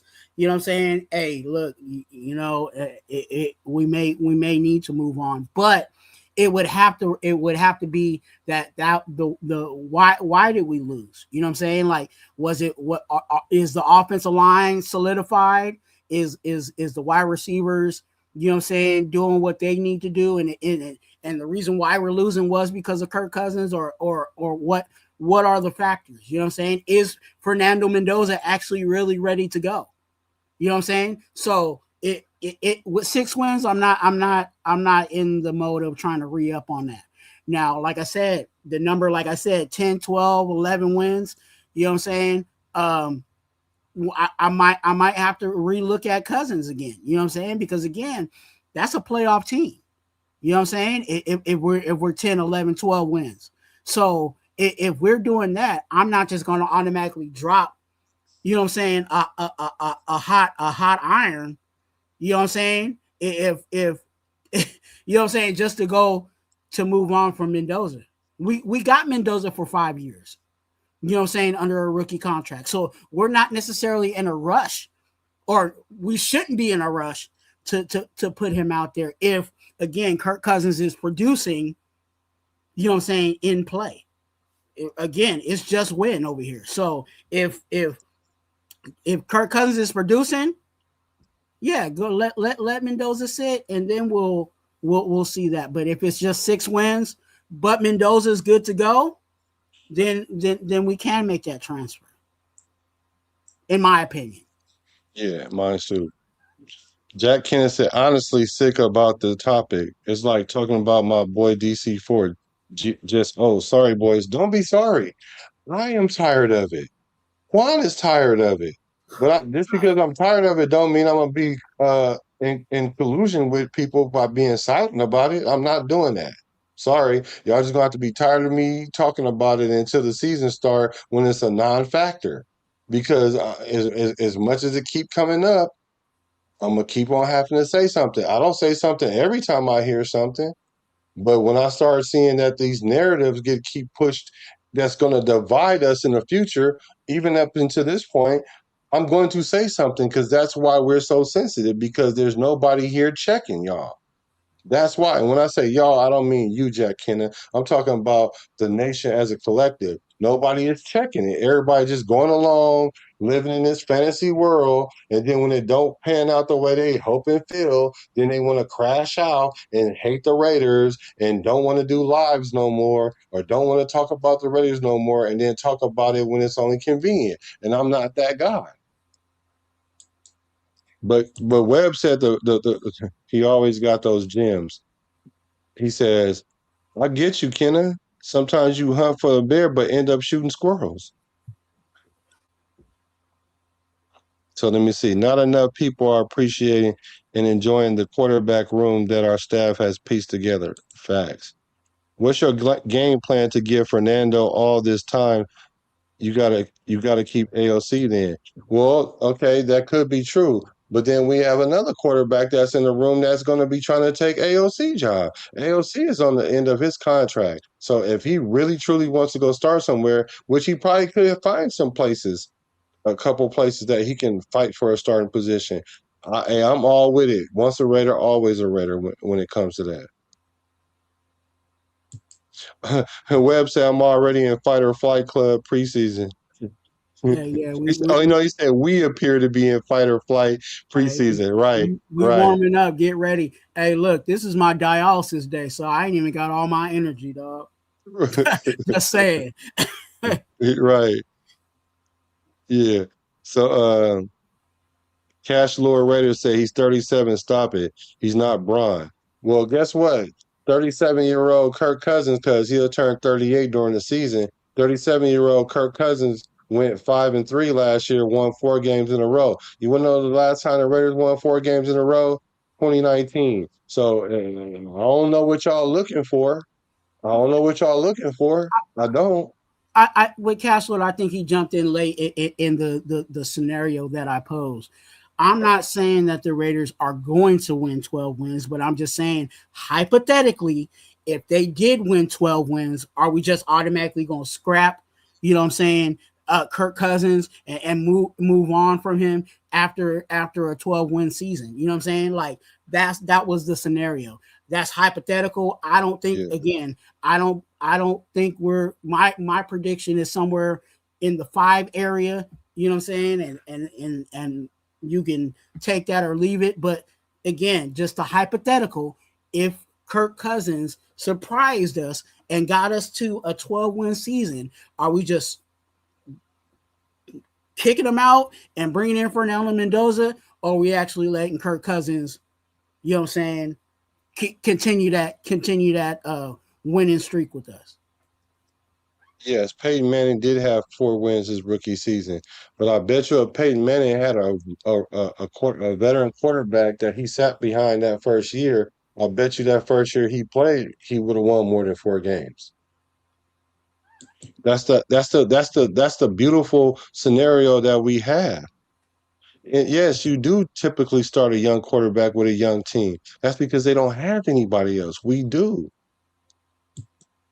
But let me talk about what Kirk Cousins is doing right now at 37/38.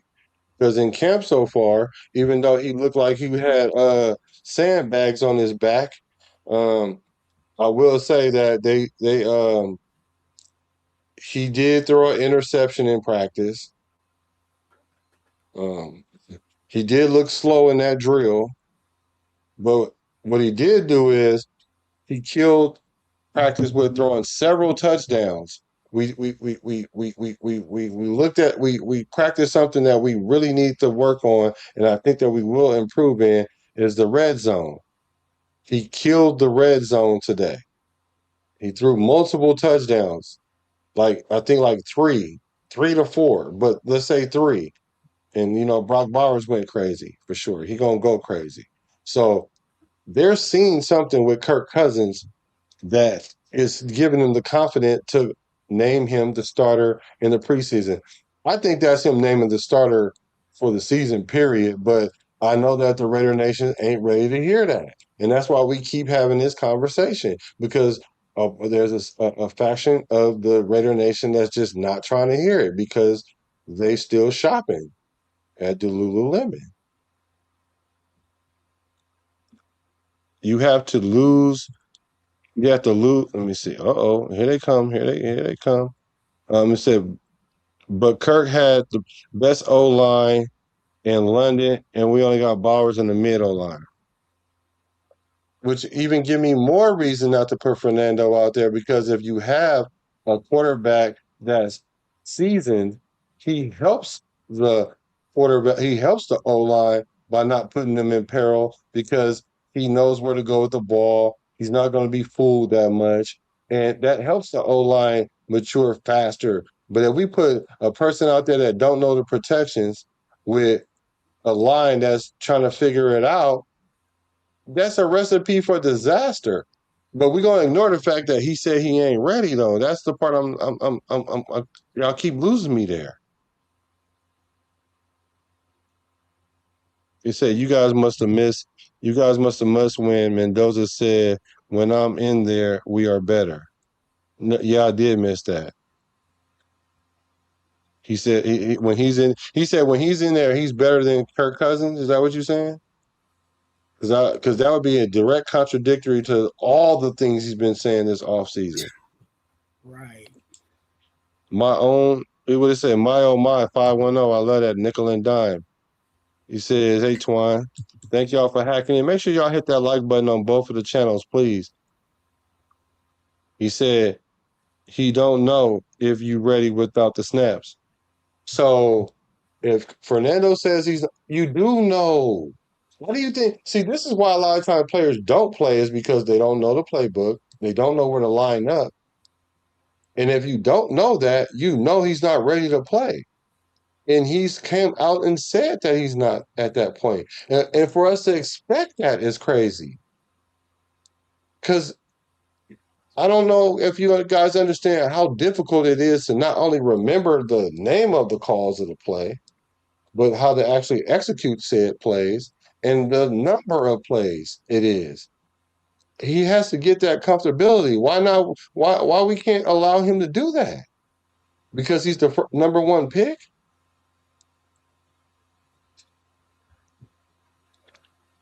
Let's see. You need live action.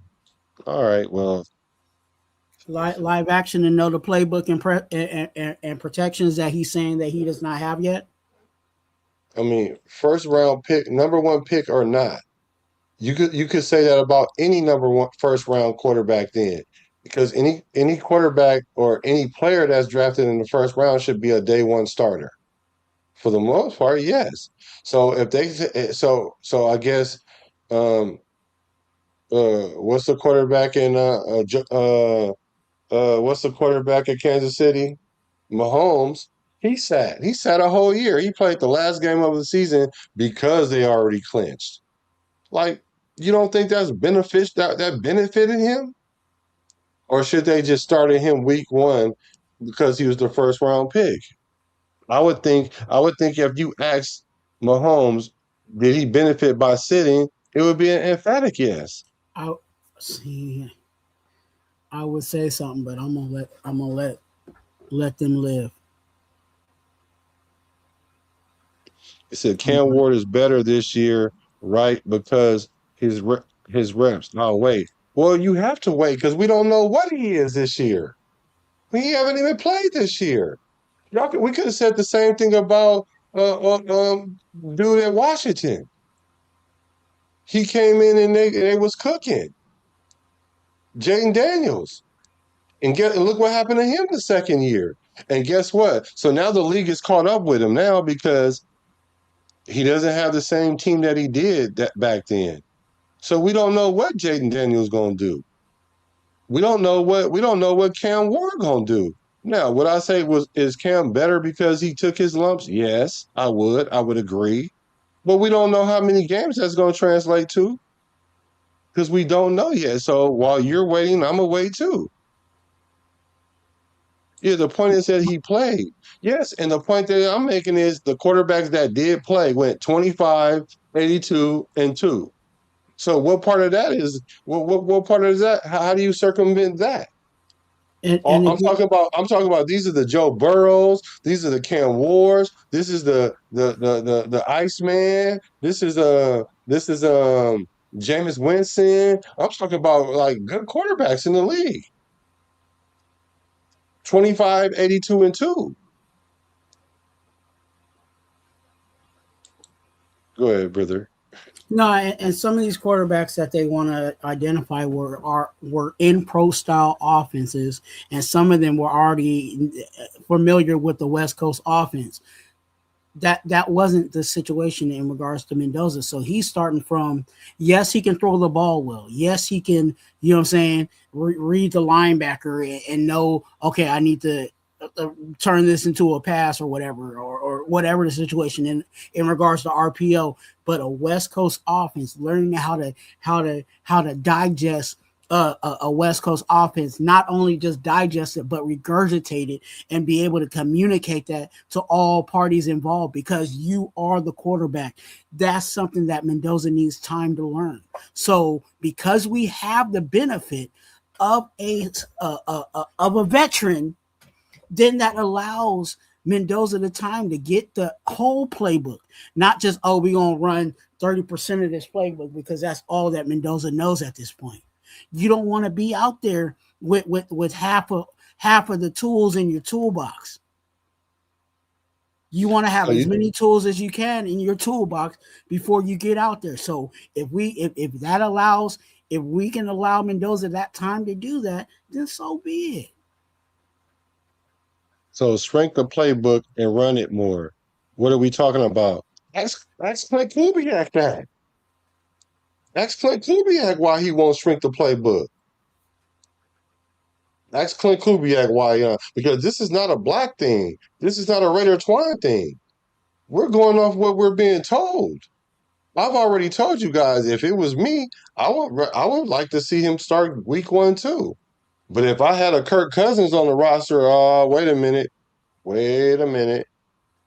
Maybe we got the luxury of not throwing him out there. And we put Kirk Cousins out there and he looking like he running for his life all the time and scared to death and hit that wall that Max Kellerman said that Tom Brady was going to hit, then yeah, put him in.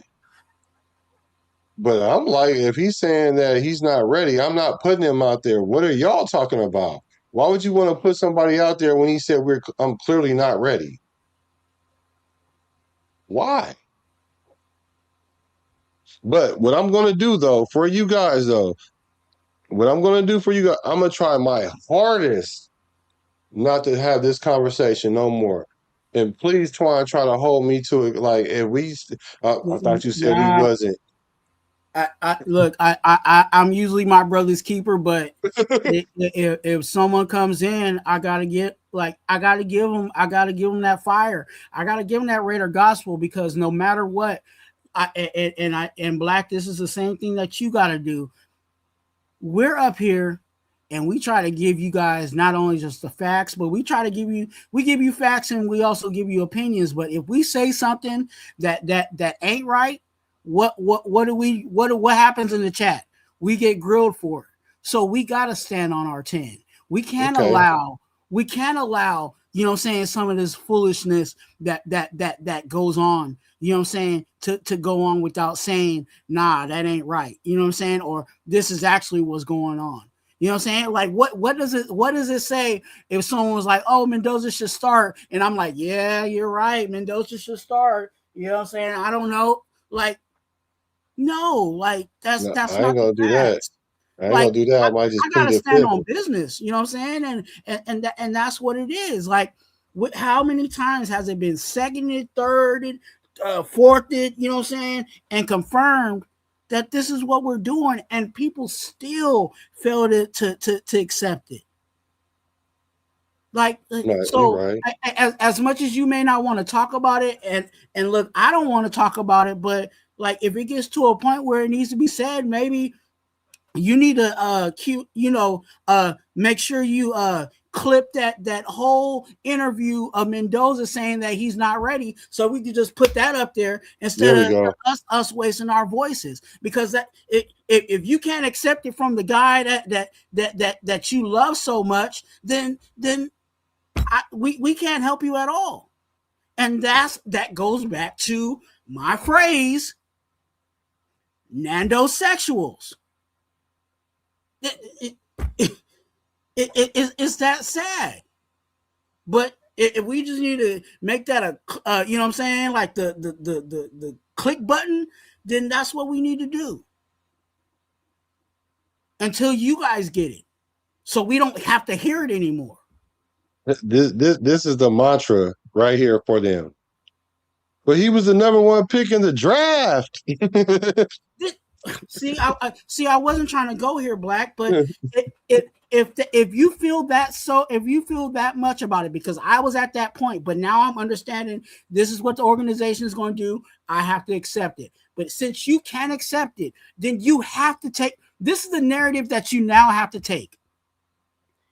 If you keep saying that he's the first overall, but he's not, and obviously he's not ready, then you have to take the take that the Las Vegas Raiders should have never picked Mendoza at number 1 overall. Because by your take, this is your guys' take. By your take, you said the first overall has to start, no exceptions. Right. And we did not do that. So obviously he's not ready. So if he's not ready, then the Las Vegas Raiders should have never picked Mendoza at number 1 overall. You have to take that take. Yeah. Yeah. Yeah.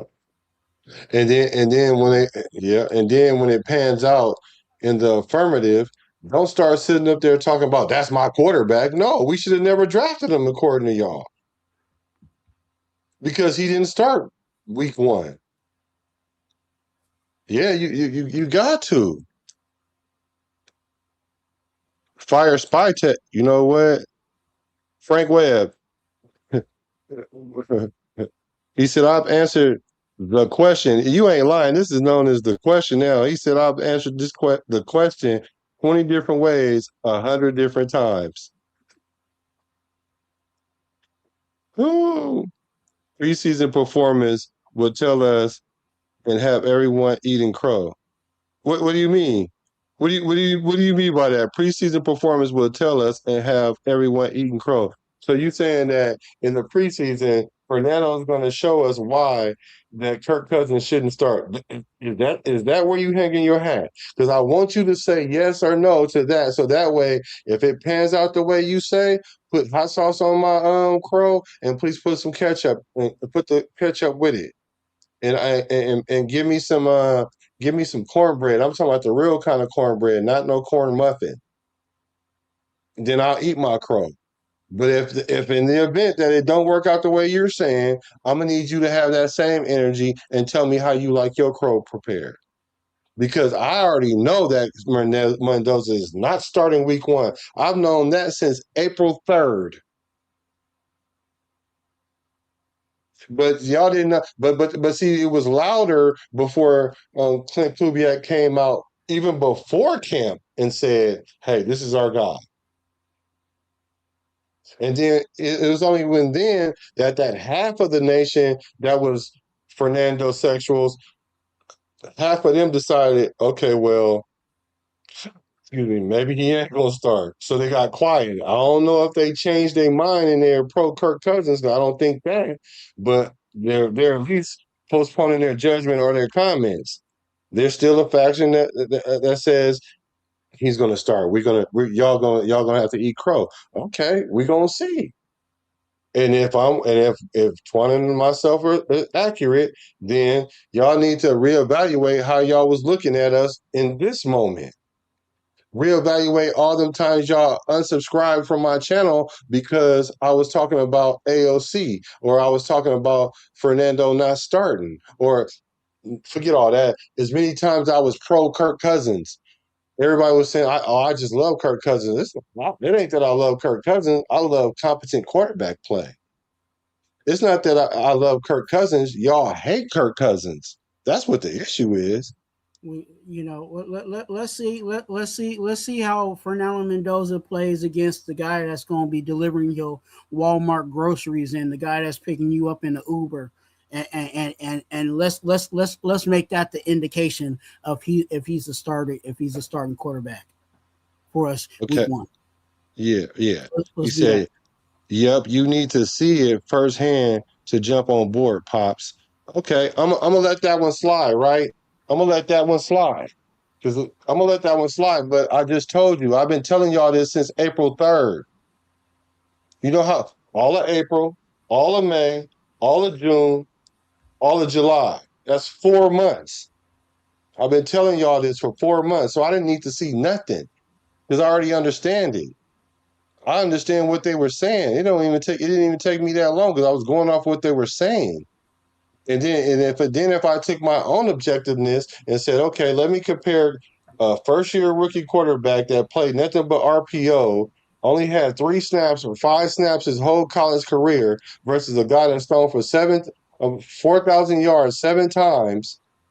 And the Raider franchise only done it 6 times in our whole franchise. 4 times with Derek Carr, 1 time with Carson Palmer, 1 time with Rich Gannon. Y'all should know that by now because I've been saying it all summer. Just like y'all should know 25, 82, and 2. And then they tried to change the metric and then say, well, the last how many years was it? And even the record with that was 17, 47, and 2. Like, man, please, I don't need to see nothing first. I don't need to see nothing first. I already know it. And if I'm wrong, then I'm dead wrong. But we'll see. Because I've been right up until this point. Because y'all ain't been right. Because first it was AOC hadn't had the proper chance to start. So he should get a chance to start. It should be an equal quarterback competition. Now that y'all kind of see that AOC ain't gonna be the starter, now y'all then migrated to the Mendoza situation. And I'm still telling y'all, even with Mendoza, he ain't starting. Matter of fact, he about to be the 3rd string quarterback. Shout out to Twuan. Because I was one of the first ones that was talking about that, and everybody was no. And what happened? What happened? Preseason is 90% of what the fans see and 1% of what the coaches see. I'm gonna let that one marinate. Hey, Kirk can't run. how many ice cubes was that? How many That's ice? straight no chaser. No ice cubes. Straight no chaser. Give it to me straight. No chaser. Kirk can't run over three guys, 3 yards guys, and score a rushing touchdown in a championship game. All right. So how did he win? How did he win 5 games last year in half a season? Because he know how to manipulate the pocket. He know how to navigate the pocket. You don't need to be a running quarterback. We got a running quarterback, Lamar, and how many Super Bowls he won? They're regressing, and he's been an MVP hella times. Preseason is got hungry guys out there trying to earn a spot. No cakewalk. Yeah, but not everybody get cake. Just because you go to the prom don't mean you get to bump the prom queen. What's going on, Raider Nation? What is going on with this show? Oh boy, you missed it. If you just popped in, you missed it. You might want to subscribe though, or watch the playback. Because if you're a Nando sexual, you might not want to subscribe to this channel. Straight up.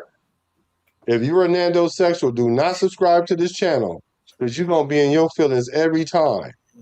Every time. And now that Twuan gave me the green light, because y'all already said he was the green dot. When the green dot said, "Go, I'm blitzing," I could blitz. Because I wasn't gonna blitz. I was gonna play a little coverage. I wasn't gonna placate to y'all and say, yeah, yeah, yeah. I was just gonna say, I don't have no opinion on that. That's what I was gonna do. But Green Dot told me, no, you better hit the hole and hit it hard.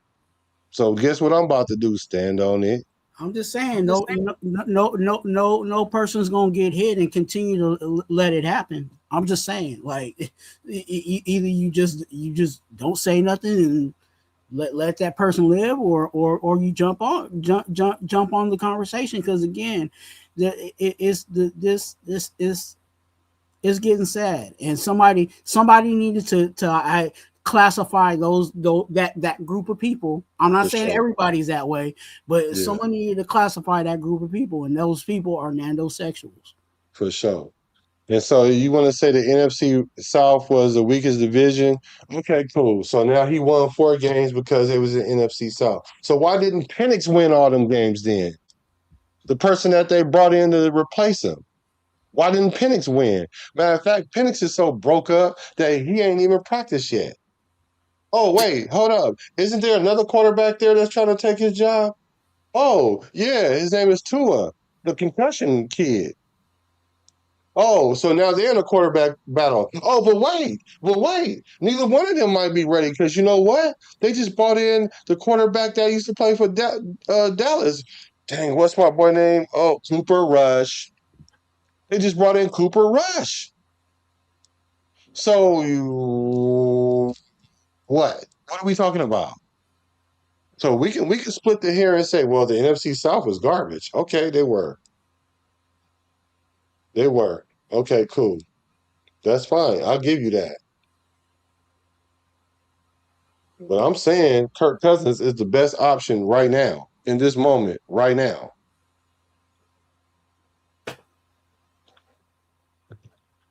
Let's see.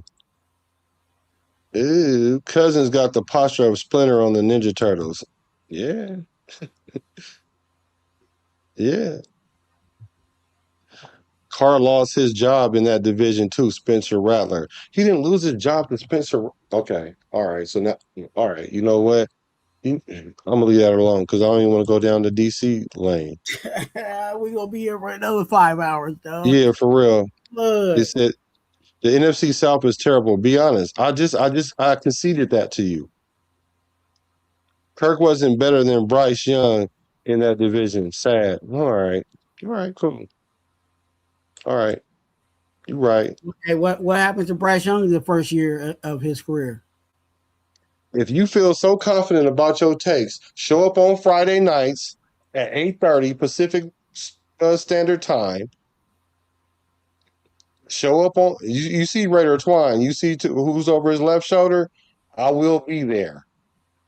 Raider Twuan will be there too. If you so confident about what you talking about, then come to the Fight or Flight Club. Because see, I'm not even fighting right now. The only thing I'm fighting right now is the delusion. That's the only thing I'm fighting.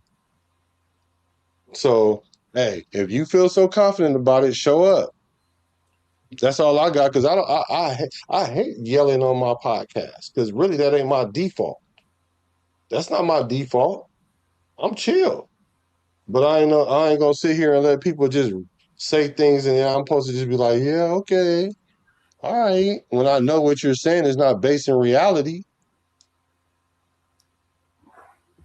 It would be one thing if it was if what was said was based on opinion, like your opinion versus someone else's opinion. Okay, yeah, there might be something, but we have facts that this is what they're doing. So I'm not late to the party. The party starts next week. How am I late to the party and I'm the creator of the party? And it starts next week, bro. You might not have been on this channel. I've seen you here before, I believe. I actually like the name Cash Lord Raider because it reminds me of Cash Lord Mess.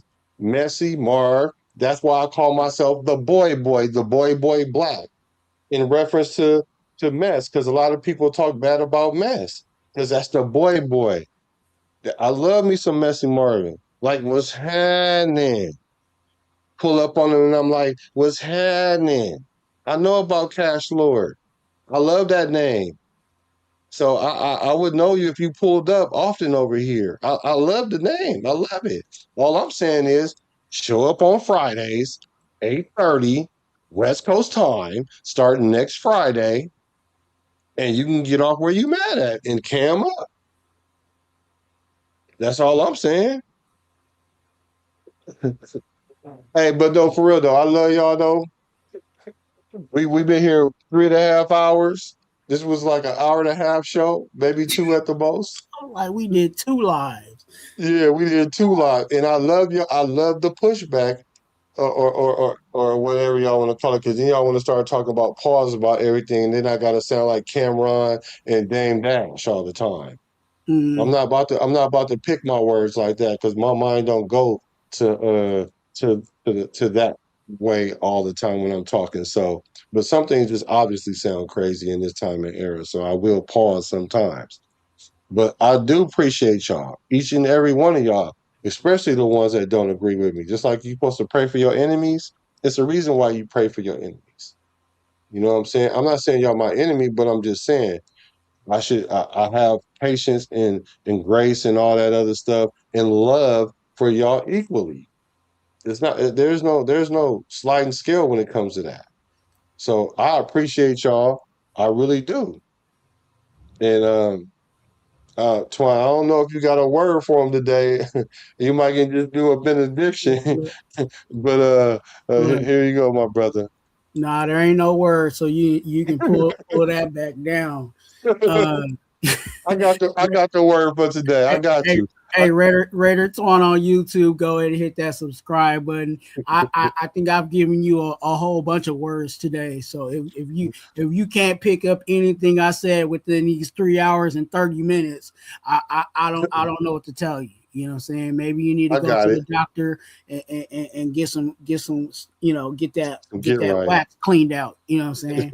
Love each and every one of you guys. You guys cannot do anything, you know what I'm saying, about that, you know what I'm saying, whether you like me or not, you know what I'm saying. I always said I like people more than they like me, and that's okay. You know what I'm saying? I Yeah. got love for each and every one of y'all, and in love, my thing is if my love is to tell you when you're right and also tell you when you're wrong. You know what I'm saying? And that's a part of love. So that could be your word. Love could be telling someone when they're right, and love could be telling someone when they're wrong. So don't Yeah. hold back the truth. You know what I'm saying? When it comes to you know what I'm saying, be respectful and do it in love, but tell people the truth, because again, I'd rather have someone tell me the truth than someone lie to me. Yeah. And here's my little quick word for today. One thing I know, I was born into this Raider thing, right? So everything I speak of comes from that place of how much I love the Raiders. I love the fans too, because that's what make the Raiders, other than the play on the field and whatever, whatnot. Yes, sometimes, my tone could be a little off-putting. But for me, I think tone only affects an emotional person, and a lot of times maybe females. I'm not saying that you're a female. I'm not saying any of that. All I'm saying is what you guys are seeing from me is passion and the love I have for the franchise and the love I have for the fans. Because I hate to see us keep going through this year in and year out because the way that we're processing this information. Men prioritize logic and then emotion. Women prioritize emotion first and then logic.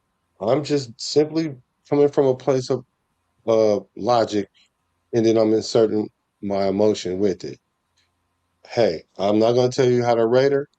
You can rate her how you like, because the result is going to be the result. Because I'm not calling no plays, I'm not signing no players, and I can only do what I do from where I am. Just like Raider Twuan said, love is not a feeling. It is not me supposed to make you feel good. Matter of fact, love is probably the opposite of that. Love is doing it when it's tough. Love is treating you the same when things aren't in alignment. And I do love you, Raider Nation. I do love you guys for coming here. I appreciate it. I really do. So we appreciate the love. We appreciate the loyalty. You guys already know it's one nation, Raider Nation, all day, every day. I'm a Raider. He's a Raider. You a Raider. No matter if they from the Bay to LA or Las Vegas. I'm a Raider though. I'm a Raider, from the Bay to LA to Las Vegas. Recipes to Al Davis.